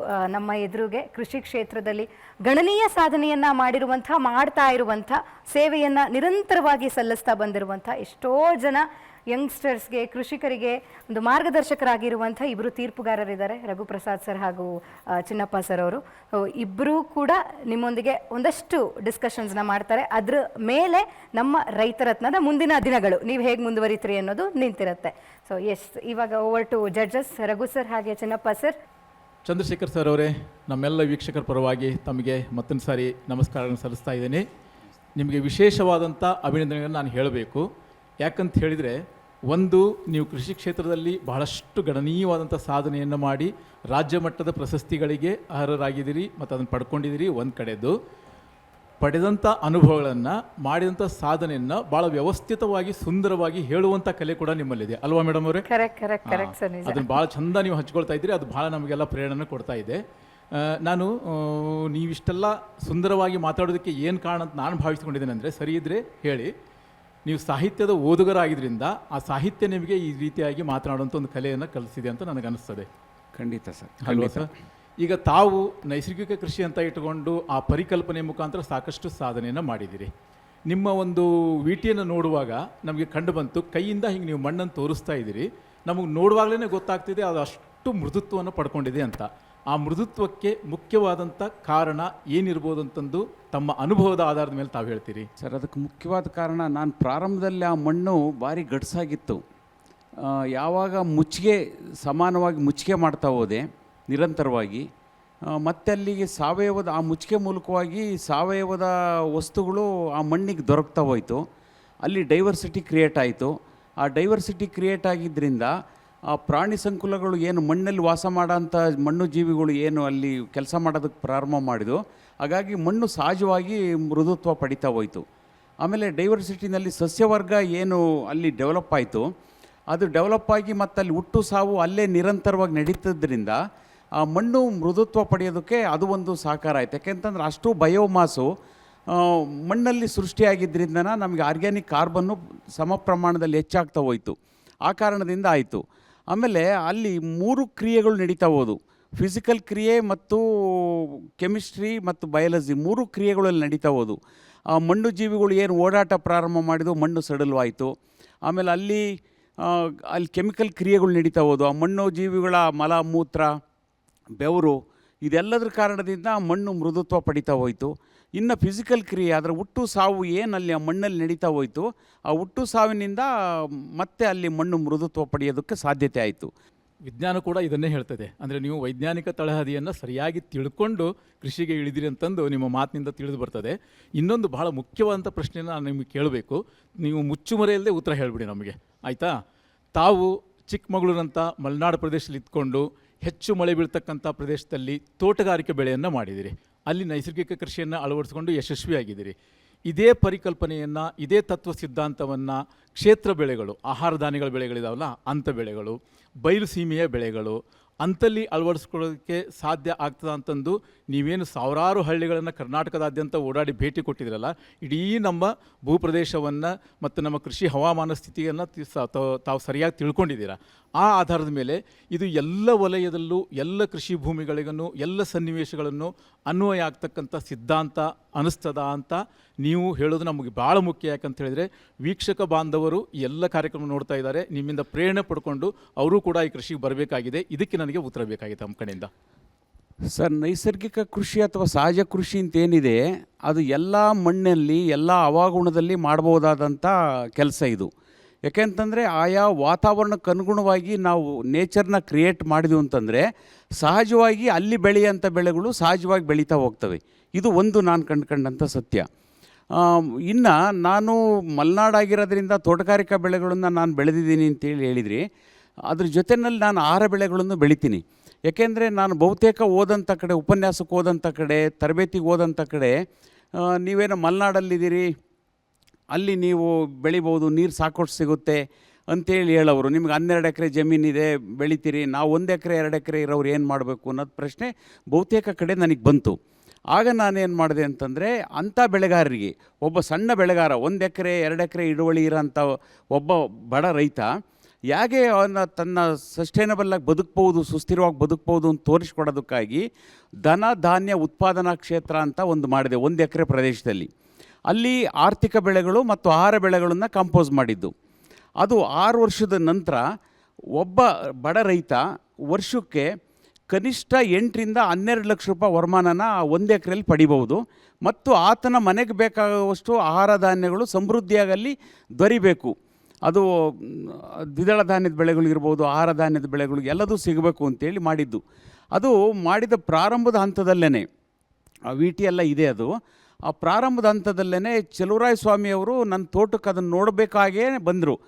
ಧನಧಾನ್ಯ ಉತ್ಪಾದನಾ ಕ್ಷೇತ್ರ ನೋಡಬೇಕು ಅಂತಲೇ ಅವ್ರು ನನ್ನ ತೋಟಕ್ಕೆ ಬಂದು, ಅಲ್ಲಿ ನಾನೇನು ಮಾಡಿದ್ದೆ ಅಂದರೆ, ಆರ್ಥಿಕ ಬೆಳೆಗಳಾಗಿ ಬಾಳೆ 1 ವರ್ಷಕ್ಕೆ ಬಾಳೆ ಬರುತ್ತೆ, ಇನ್ನು 2-3ನೇ ವರ್ಷಕ್ಕೆ ಮಲೆನಾಡಲ್ಲಿ ಕಾಫಿ ಬರುತ್ತೆ, ಬಯಲುಸೀಮೆನಲ್ಲಿ ಕೋಕೋ ಬರುತ್ತೆ. ಹಾಗಾಗಿ ನಾನು ಕಾಫಿ ಹಾಕಿದೆ. 3 ವರ್ಷಕ್ಕೆ ಕಾಫಿ ಬರುತ್ತೆ, 4ನೇ ವರ್ಷಕ್ಕೆ ಜಾಯಿಕಾಯಿ ಬರುತ್ತೆ, 5ನೇ ವರ್ಷಕ್ಕೆ 6ನೇ ವರ್ಷಕ್ಕೆ ಅಡಿಕೆ ಬರುತ್ತೆ. ಹಾಗಾಗಿ ಈ 4 ಬೆಳೆಗಳು ಆರ್ಥಿಕ ಬೆಳೆಗಳು. ಇನ್ನು ಆಹಾರ ಬೆಳೆಗಳಾಗಿ ಸಣ್ಣ ಬೆಳೆ ಆಗಿರೋದ್ರಿಂದ, ತೋಟ ಸಣ್ಣದಾಗಿದ್ದರಿಂದ ಅಲ್ಲಿ ಸಾಕಷ್ಟು ಬೆಳಕು ಮತ್ತು ಬಿಸಿಲು ಬೀಳುತ್ತೆ. ಅಲ್ಲಿ ಏಕದಳ ಬೆಳೆಗಳು ರಾಗಿ ಮತ್ತು ಭತ್ತನ ಕಾಂಪೋಸ್ ಮಾಡ್ತಾ ಹೋದೆ. ಅದ್ರ ಜೊತೆಯಲ್ಲಿ ಅಲಸಂದೆ, ಹೆಸರು, ಉದ್ದು, ಅವರೆ, ತೊಗರಿ ಇವೆಲ್ಲವನ್ನು ಮಾಡ್ತಾ ಹೋದೆ. ಹಾಗಾಗಿ ಒಂದು ನಾನು ಫೇಲ್ ಆಗಿದ್ದು ಅಂತಂದರೆ, ನನ್ನಲ್ಲಿ ನವಿಲುಗಳ ಸಂಖ್ಯೆ ಜಾಸ್ತಿ ಇದೆ. ಹಾಗಾಗಿ ಈ ಭತ್ತ ಮತ್ತು ರಾಗಿ ಫಲಕ್ಕೆ ಬಂದಾಗ ನವಿಲು ಮತ್ತು ನವಿಲುಗಳು ತಿಂದಾಕಿದ್ದು, ಅದು ಸ್ವಲ್ಪ ನನಗೆ ಹೊಡೆತ ಕೊಡ್ತು. ಇನ್ನು ಅದನ್ನು ನಾನು ನಿಯಂತ್ರಣ ಮಾಡಿದರೆ ಅಲ್ಲೂ ದವಸ ಧಾನ್ಯನ ನಾನು ಬೆಳಿಬೋದಿತ್ತು. ನಾನು ನಿಯಂತ್ರಣ ಮಾಡೋಕ್ಕೆ ಹೋಗಲಿಲ್ಲ, ಅವಷ್ಟು ತಿನ್ನಲಿ ಅಂತೇಳಿ. ಅದರಿಂದ ನನಗೆ ಎಷ್ಟು ಉಪಯೋಗ ಆಗ್ತಾಯಿದೆ ಇಂಡೈರೆಕ್ಟ್ಲಿ ಅಂತಂದರೆ, ಅಲ್ಲಿ ಹಾವುಗಳು ನಿಯಂತ್ರಣ ಮಾಡ್ತಾಯಿದೆ, ಆಮೇಲೆ ಕೀಟಗಳು ನಿಯಂತ್ರಣ ಮಾಡ್ತಾ ಇದ್ದಾವೆ ನವಿಲುಗಳು. ಹಾಗಾಗಿ ಆ ಡೈವರ್ಸಿಟಿನಲ್ಲಿ ಅವು ಒಂದು ಭಾಗ ಆಗಿದೆ. ನೈಸರ್ಗಿಕವಾಗಿ ಅವು ಒಂದನ್ನೊಂದು ಅವಲಂಬನೆ ಆಗಿರೋದ್ರಿಂದ ಅದು ಬದುಕಲಿ ಅಂತ ಹೇಳ್ಬಿಟ್ಟು ಬದುಕಕ್ಕೆ ಬಿಟ್ಟದ್ದು. ಇನ್ನು 2-3ನೇ ವರ್ಷದ ತೋಟಗಾರಿಕಾ ಬೆಳೆಗಳು ಮಧ್ಯದಲ್ಲಿ ಏಕಧಾನ್ಯದ ಬೆಳೆಗಳನ್ನು ಬೆಳೆಯೋಕ್ಕಾಗಲ್ಲ ಅಲ್ಲಿ, ಯಾಕೆಂದರೆ ಅದಕ್ಕೆ ಸಾಕಷ್ಟು ಬಿಸಿಲು ಮತ್ತು ಬೆಳಕು ಬೇಕಾಗುತ್ತೆ. ಅದಕ್ಕೆ ಬಾರ್ಡ್ರಲ್ಲಿ ಆ ವ್ಯವಸ್ಥೆನ ಮಾಡ್ಕೋಬೋದು ಅಂತ ಹೇಳ್ಬಿಟ್ಟು ತೋರಿಸ್ಕೊಟ್ಟೆ. ಬಾರ್ಡ್ರಲ್ಲಿ ಆ ಬೆಳೆಗಳನ್ನು ಬೆಳ್ಕೊಂಡು ಇಲ್ಲಿ ದ್ವಿದಳ ಧಾನ್ಯದ ಬೆಳೆಗಳು ನೆರಳಲ್ಲೂ ಬರುತ್ತೆ, ಹಾಗಾಗಿ ಅವನ್ನ ನೆರಳಲ್ಲಿ ಬೆಳ್ಕೋಬೋದು ಅಂತೇಳಿ ತೋರಿಸ್ಕೊಟ್ಬಿಟ್ಟು, ಒಂದು ಕುಟುಂಬ ಸುಸ್ಥಿರವಾಗಿ 1 ಎಕರೆ ಇರೋಂಥ ಒಬ್ಬ ರೈತ ಹೆಂಗೆ ಸುಸ್ಥಿರವಾಗಿ ಪರಿಪೂರ್ಣವಾಗಿ ಸ್ವಾವಲಂಬಿಯಾಗಿ ಬದುಕ್ಬೋದು ಅಂತೇಳಿ ತೋರಿಸ್ಕೊಟ್ಟದ್ದು. ಇದನ್ನು ಎಲ್ಲ ವಾತಾವರಣದಲ್ಲೂ, ಎಲ್ಲ ಮಣ್ಣಿನ ಹವಾಗುಣದಲ್ಲೂ ಬೆಳಿಬೋದು. ಅದಕ್ಕೆ ನೈಸರ್ಗಿಕ ಕೃಷಿನೇ ಆ ಸೂತ್ರಗಳನ್ನು ಹೇಳ್ಕೊಡ್ತಾ ಹೋಗುತ್ತೆ. ಹಾಗಾಗಿ ಬೆಳಿಬೋದು ಸರ್ ಅದನ್ನು. ಚಂದ್ರಶೇಖರ್ ನಾರಾಯಣಪುರ ಅವರೇ, ಇವತ್ತು ಸೆಂಚುರಿ ಹೊಡೆದ್ಬಿಟ್ರಿ. ನಿಜಕ್ಕೂ ನಿಮ್ಮ ಒಂದು ಸಾಧನೆ ನಾವೆಲ್ಲ ಮೆಚ್ಚತಕ್ಕಂಥದ್ದು. ತಾವು ಆಯ್ದುಕೊಂಡಿರುವ 2 ಕ್ಷೇತ್ರಗಳು ಅಂತ ಹೇಳಿದರೆ ಸಾಹಿತ್ಯ ಕೃಷಿ ಮತ್ತು ಸಹಜ ಕೃಷಿ, ಎರಡೂ ಎಲ್ಲೋ ಒಂದು ಕಡೆ ಸೃಜನಶೀಲ ಕ್ಷೇತ್ರಗಳು. 2 ಕಡೆ ಬೆಳವಣಿಗೆ ಇದೆ, 2 ಕಡೆ ಹುಟ್ಟಿದೆ, 2 ಕಡೆ ಚೈತನ್ಯ ಇದೆ. ಇದು ನಾವು ನೋಡ್ತಾ ಇದ್ದೀವಿ, ನಿಮ್ಮ ಮುಖದಲ್ಲೂ ಸಹ ನಿಮ್ಮ ಮಾತಿನಲ್ಲೂ ಸಹ ನಾವು ಕಾಣ್ತಾ ಇದ್ದೇವೆ. ಇಲ್ಲಿ ಒಂದು ಪ್ರಶ್ನೆ ಬರುತ್ತೆ, ಸಹಜ ಕೃಷಿ ಅಂದ ತಕ್ಷಣ ಇಲ್ಲಿ ರಾಸಾಯನಿಕಗಳ ಬಳಕೆ ಇರಲ್ಲ, ನಾವು ಹೊರಗಿನ ಬಾಹ್ಯ ಪರಿಕರಗಳನ್ನು ಇಲ್ಲಿ ಆದಷ್ಟು ನಾವು ಬಳಕೆ ಮಾಡೋದು ಕಡಿಮೆ ಅಂಥೇಳಿ. ಇಲ್ಲಿ ಕೃಷಿ ಅಂದರೆ ಲಾಭ ನಷ್ಟದ ಪ್ರಶ್ನೆ ಸಹ ಬರುತ್ತೆ. ಎಲ್ಲೋ ಒಂದು ಕಡೆ ಸಹಜ ಕೃಷಿ, ನೈಸರ್ಗಿಕ ಕೃಷಿ ಅಂದ ತಕ್ಷಣ ಇಲ್ಲಿ ನಮಗೆ ಆದಾಯ ಕಡಿಮೆ ಅನ್ನುವ ಭಾವನೆ ಬಹಳಷ್ಟು ಜನರಲ್ಲಿ ಇದೆ. ನಿಮ್ಮ ಅನುಭವದ ಆಧಾರದ ಮೇಲೆ ಇಲ್ಲಿಯೂ ಸಹ ನಾವು ಸುಸ್ಥಿರ ಆದಾಯ ಪಡಿಬಹುದಾ ಅನ್ನುವುದು ಪ್ರಾಯಶಃ ನಮ್ಮ ಮುಂದಿರುವ ಒಂದು ದೊಡ್ಡ ಪ್ರಶ್ನೆ. ಅದಕ್ಕೆ ನಿಮ್ಮಿಂದ ಉತ್ತರ ಸಿಗುತ್ತೆ ಅನ್ನೋದು ಸಹ ನಮ್ಮ ಭಾವನೆ. ರಾಸಾಯನಿಕದಲ್ಲಿ ಬೆಳೆದಷ್ಟು ಸಹಜವಾಗಿ ಅಥವಾ ಸಾವಯವ ಕೃಷಿನಲ್ಲಿ ಬೆಳೆಯೋಕ್ಕಾಗಲ್ಲ ಅನ್ನೋ ನಂಬಿಕೆ ಬೇರೂರಿದೆ. ಅದು ರೈತರಲ್ಲಿ ಆ ಭಾವನೆ ಬೇರೂರೋದಕ್ಕೆ ಬೇರೆ ಬೇರೆ ಕಾರಣಗಳು, ಬೇರೆ ಬೇರೆ ಮಾಫಿಯಾಗಳು ಆ ಕೆಲಸ ಮಾಡಿದ್ದಾವೆ ಅಂತ ನನ್ನ ಅಭಿಪ್ರಾಯ. ಅದಿರಲಿ ಸರ್, ಒಂದು ರಾಸಾಯನಿಕ, ಯಾಕೆಂದರೆ ಯಾವುದೇ ಒಂದು ಸಸ್ಯ ಬೆಳಿಬೇಕು ಅಂತಂದರೆ ಅದಕ್ಕೆ ಕೆಮಿಕಲಿಂದ ಬಂತೋ ಆಹಾರ ಅಥವಾ ರಾಸಾಯನಿಕದಿಂದ ಬಂತೋ ಸಹಜವಾಗಿ ಬಂತೋ ಅಂತ ಕೇಳಲ್ಲ. ಅದಕ್ಕೆ ಬೇಕಾಗಿರೋ ಅಂಥ ಪೋಷಕಾಂಶ ಅದಕ್ಕೆ ಬೇಕಷ್ಟೇ. ಈಗ ನಾವು ಅದು ನೈಸರ್ಗಿಕವಾಗಿ ನಾವು 108 ಅನ್ನದ್ರವ್ಯ, ಒಂದು ಗಿಡ ಬೆಳಿಬೇಕು ಅಂತಂದರೆ 108 ಅನ್ನದ್ರವ್ಯ ಬೇಕು. ಆ 108 ಅನ್ನದ್ರವ್ಯಗಳನ್ನು ನಾವು ನೈಸರ್ಗಿಕವಾಗಿ ಮಾತ್ರ ಕೊಡೋದಕ್ಕೆ ಸಾಧ್ಯತೆ ಇದೆ. ಯಾಕೆಂದರೆ ಶೈಲೇಂದ್ರ ಜೋಶಿ ಅಂತೇಳಿ ಒಬ್ಬ ವಿಜ್ಞಾನಿ ರಾಸಾಯನಿಕ ಕೃಷಿ ಮತ್ತು ಸಾವಯವ ಕೃಷಿ ಮತ್ತು ನೈಸರ್ಗಿಕ ಕೃಷಿ ತುಲನಾತ್ಮಕವಾಗಿ ಅಧ್ಯಯನ ಮಾಡಿ ಯಾವ್ಯಾವುದರಲ್ಲಿ ಎಷ್ಟೆಷ್ಟು ಪೋಷಕಾಂಶ ಕೊಡೋದಕ್ಕೆ ಸಾಧ್ಯತೆ ಇದೆ ಅಂತೇಳಿ ಹೇಳಿದ್ದಾರೆ. ರಾಸಾಯನಿಕದಲ್ಲಿ ಕೇವಲ ನಾವು 8ರಿಂದ 9 ಅಥವಾ 19 ಅಂತಲೇ ಇಟ್ಕೊಳ್ಳೋಣ, 19 ಕೊಡ್ಬೋದು. ಇನ್ನು ಉಳಿದಂಥ ಪೋಷಕಾಂಶದ ಕೊರತೆ ಸೃಷ್ಟಿಯಾಗುತ್ತೆ. ಸಾವಯವಕ್ಕೆ ಬಂದೀವಿ ಅಂತಂದರೆ ಸಾವಯವದಲ್ಲಿ ನಾವು ಎಷ್ಟೇ ಕೊಟ್ಟರು 30ರಿಂದ 40 ಪೋಷಕಾಂಶಗಳನ್ನು ಮಾತ್ರ ಕೊಡೋದಕ್ಕೆ ಸಾಧ್ಯತೆ ಇದೆ, ಅದ್ರ ಮೇಲೆ ಕೊಡೋದಕ್ಕೆ ಸಾಧ್ಯತೆ ಇಲ್ಲ. ಇನ್ನು ಉಳಿದದ್ದು ನೈಸರ್ಗಿಕವಾಗಿ ಮಣ್ಣಲ್ಲಿ ಮತ್ತು ಗಾಳಿನಲ್ಲಿ ಆ ಪೋಷಕಾಂಶಗಳು ಇರುತ್ತೆ ಸಹಜವಾಗಿ. ಅದು ನೈಸರ್ಗಿಕ ವಾತಾವರಣ ಸೃಷ್ಟಿ ಮಾಡಿದಾಗ ಸಹಜವಾಗಿ ಆ ಗಿಡಕ್ಕೆ 108 ಅನ್ನದ್ರವ್ಯಗಳು ದೊರೆಯುತ್ತೆ. ಇದು ಸಹಜ. ಇದು ಅಷ್ಟು ಪೋಷಕಾಂಶಗಳನ್ನು ತಿಂದು ಬೆಳೆದಂಥ ಸಸ್ಯ ಫಲ ಸಹಜವಾಗಿ ಏನು ಉತ್ಪಾದನೆ ಕೊಡಬೇಕಿತ್ತು ಅದನ್ನು ಸಹಜವಾಗಿ ಕೊಡ್ತಾ ಹೋಗುತ್ತೆ. ಒಬ್ಬ ರೈತ ತನಗೆ ಸಿಗೋಂಥ ಅಷ್ಟು ಪರಿಕರಗಳನ್ನು ಬಳಸಿ ಗೊಬ್ಬರ ಮಾಡ್ಕೋಬೋದು. ದನಕರುಗಳನ್ನು ಸಾಕೊಂಡ್ರೆ ಅಲ್ಲಿ ಗೊಬ್ಬರ ಬರುತ್ತೆ. ಆ ಕಾರಣಕ್ಕಾಗಿ ಒಬ್ಬ ರೈತ ನನಗೇನು ಬೇಕೋ ಅದನ್ನು ನಾನೇ ಉತ್ಪಾದನೆ ಮಾಡ್ಕೊಂಡಾಗ ಅದು ಸಕ್ಸಸಬಲ್ ರೈತನ ದೃಷ್ಟಿಕೋನ ಅದು. ಅಂದರೆ ಬಹಳಷ್ಟು ವಿಚಾರಗಳನ್ನ ತಿಳ್ಕೊಂಡಿದ್ದಾರೆ ಸರ್ ಚಂದ್ರಶೇಖರ್. ಅಂದರೆ ಕೇವಲ ಒಬ್ಬರು ಕೃಷಿಕರಾಗಿ ನಾನು ಒಬ್ಬ ರೈತ, ವ್ಯವಸಾಯ ಮಾಡೋದಷ್ಟೇ ನನ್ನ ಕೆಲಸ, ಏನು ನಮಗೆ ಗೊಬ್ಬರ ಸಿಗುತ್ತೆ ಅದನ್ನು ಹಾಕ್ತೀವಿ, ಎಷ್ಟು ಬೆಳೆ ಬರುತ್ತೆ ಎಷ್ಟು ಬೆಳೆ ಬರುತ್ತೆ ಅನ್ನೋ ಥರ ಅಲ್ಲ. ಇವರು ವೈಜ್ಞಾನಿಕವಾಗಿ ತುಂಬ ವಿಚಾರಗಳನ್ನ ಕಲ್ತ್ಕೊಂಡು ನಂತರ ಕೃಷಿಗೆ ಇಳಿದಿರೋವಂಥವ್ರು. ವೆರಿ ನೈಸ್ ಚಂದ್ರಶೇಖರ್ ಅವರೇ. ಆ್ಯಂಡ್ ನಿಮಗೆ ಬೆಂಬಲವಾಗಿ ಸಹಕಾರ ನೀಡೋದಕ್ಕೆ, ಉತ್ತೇಜನ ನೀಡೋದಕ್ಕೆ ನಿಮ್ಮ ಫ್ಯಾಮಿಲಿ ಕೂಡ ಬಂದಿದ್ದಾರೆ. ಚಪ್ಪಾಳೆಯೊಂದಿಗೆ ನಮ್ಮ ಚಂದ್ರಶೇಖರ ನಾರಾಯಣಪುರ ಅವರ ಕುಟುಂಬದವರು ಕಾರ್ಯಕ್ರಮಕ್ಕೆ ಬಂದಿದ್ದಾರೆ. ಎಲ್ಲರನ್ನೂ ಕೂಡ ಬರ್ಮಾಡ್ಕೊಳ್ಳೋಣ. ಹಸಿರು ಹಾದಿಯಲ್ಲಿ ಪ್ರೀತಿ ಸ್ನೇಹದಲ್ಲಿ ಪುಟ್ಟ ಪುಟ್ಟ ಹೆಜ್ಜೆ ಇಟ್ಟು ನಡೆಯೋಣ, ನಾವು ದಿಟ್ಟ ದಿಟ್ಟ ಹೆಜ್ಜೆ ಇಟ್ಟು ಸಾಗೋಣ, ನಾವು ದಿಟ್ಟ ದಿಟ್ಟ ಹೆಜ್ಜೆ ಇಟ್ಟು ಸಾಗೋಣ. ಓಕೆ ಮೇಡಮ್, ಹೆಸರು ಲಾವಣ್ಯ, ಮಾತಾಡಿ. ಹೇಳಬೇಕು ಅಂದರೆ ನನಗೂ ತುಂಬ ಖುಷಿ ಆಗ್ತಾ ಇದೆ. ಅವರು ತುಂಬಾ ಕಷ್ಟಪಟ್ಟು ಪ್ರಾಮಾಣಿಕವಾಗಿ ಈ ಕೆಲಸ ಮಾಡ್ಕೊಂಡು ಈ ಜಾಗದಲ್ಲಿ ಬಂದು ಕೂತಿದ್ದಾರೆ ಅಂತ ಹೇಳ್ಬೋದು.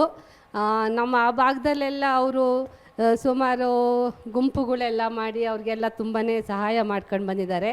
ಆಗ ನೋಡಿದರೆ ನಾನೇ ಸಾಕು ಬಿಡಿ ಎಷ್ಟು ಓಡಾಡ್ತೀರಾ ಅಂತ ಹೇಳಿದ್ರು ಈಗಿನ ಯುವಕರಿಗೆ ನಮ್ಮ ಮಾರ್ಗದರ್ಶನದ ಅವಶ್ಯಕತೆ ಇದೆ ಅಂತ ಅಷ್ಟು ಅವರು ಇನ್ನೂ ಆ್ಯಕ್ಟಿವ್ ಆಗಿ ಓಡಾಡ್ತಾ ಇದ್ದಾರೆ. ಅಲ್ಲೆಲ್ಲ ಅವರಿಗೆ ಒಂದು ವಿಶ್ವವಿದ್ಯಾನಿಲಯದಲ್ಲಿ ಕಲಿಯೋ ಅಂಥದನ್ನು ಇವ್ರ ತೋಟಕ್ಕೆ ಬಂದು ಕಲಿಬೋದು ಅಂತ ಹೇಳೋವಷ್ಟು ಮಟ್ಟಕ್ಕೆ ಬೆಳೆದಿರೋದು ನನಗೆ ತುಂಬಾ ಖುಷಿಯಾಗುತ್ತೆ. Very nice. ಸೊ ಒಟ್ಟಾರೆ ಚಂದ್ರಶೇಖರ್ ಸರ್ ಅವರ ಎನರ್ಜಿಗಂತೂ ಒಂದು ದೊಡ್ಡ ಹ್ಯಾಟ್ಸ್ ಆಫ್ ಸರ್.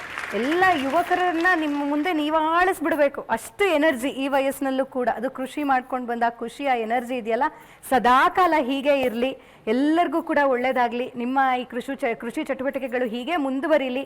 ನಮ್ಮಂಥ ಇನ್ನೊಂದಷ್ಟು ಯುವಕರಿಗೆ ನಿಮ್ಮಿಂದ ಸ್ಫೂರ್ತಿ ಸಿಗಲಿ, ಅವರು ಕೂಡ ಕೃಷಿ ಕ್ಷೇತ್ರಕ್ಕೆ ಬರಲಿ. ಬಹುಶಃ ಇದೊಂದು 26 ಎಪಿಸೋಡ್ ಮಾಡೋಷ್ಟೊತ್ತಿಗೆ ಏನು ಜಡ್ಜ್ ಸರ್, ನಾನು ಎಲ್ಲ ಬೆಂಗಳೂರು ಬಿಟ್ಬಿಟ್ಟು ಎಲ್ಲಾದ್ರೂ ಹಳ್ಳಿ ಕಡೆ ಹೋಗಿ ಆರಾಮಾಗಿ ಜಮೀನು ತಗೊಂಡು ಕೃಷಿ ಮಾಡೋಣ ಅಂತ ಅನ್ಸುತ್ತೆ ಸರ್. ನಿಜವಾಗ್ಲೂ ನನಗೆ ನಗರದ ಬದುಕು. Yes, thank you so much. ಮತ್ತೊಮ್ಮೆ ಚಂದ್ರಶೇಖರ ನಾರಾಯಣಪುರ ಅವರೇ, ನಿಮ್ಮ ಕೃಷಿ ಕ್ಷೇತ್ರದ ಸೇವೆ ಹೀಗೆ ಮುಂದುವರಿತಾ ಇರಲಿ. ನಮ್ಮಂಥ ಒಂದಷ್ಟು ಯಂಗ್ಸ್ಟರ್ಸ್ಗೆ ನಿಮ್ಮಂಥವ್ರು ಸ್ಫೂರ್ತಿ ಆಗಬೇಕು. ನಾವೆಲ್ಲರೂ ಬೇಗ ಸಿಟಿ ಬಿಟ್ಟು ಹೋಗಿ ಎಲ್ಲಾದರೂ ಹಳ್ಳಿ ಕಡೆ ಜಮೀನು ತಗೊಂಡು ನಮ್ಮ ನೆಲ, ನಮ್ಮ ವ್ಯವಸಾಯ, ನಮ್ಮ ಕಸಬು ಅಂತ ಮಾಡೋವಂಥ ಆ ಒಂದು ನೈಸರ್ಗಿಕವಾದ ಸ್ಥಿತಿ ಸಿಗಲಿ ನಮಗೆ ಅನ್ನೋದು ಕೂಡ ನಮ್ಮ ಆಸೆ. ನಮ್ಮ ಕಡೆಯಿಂದ ಕೂಡ ತಮಗೆ ಹೃತ್ಪೂರ್ವಕ ಅಭಿನಂದನೆಗಳು and all the very best. ನಮ್ಮ ವೇದಿಕೆ ರೈತರತ್ನ ಕಡೆಯಿಂದ ಒಂದು ಚಿಕ್ಕ ಕಿರುಕಾಣಿಕೆ ಸ್ವೀಕರಿಸಬೇಕು. ಹಸಿರು ಹಾದಿಯಲ್ಲಿ ಪ್ರೀತಿ ಸ್ನೇಹದಲ್ಲಿ ಪುಟ್ಟ ಪುಟ್ಟ ಹೆಜ್ಜೆ ಇಟ್ಟು ನಡೆಯೋಣ, ನಾವು ದಿಟ್ಟ ದಿಟ್ಟ ಹೆಜ್ಜೆ ಇಟ್ಟು ಸಾಗೋಣ, ನಾವು ದಿಟ್ಟ ದಿಟ್ಟ ಹೆಜ್ಜೆ ಇಟ್ಟು ಸಾಗೋಣ.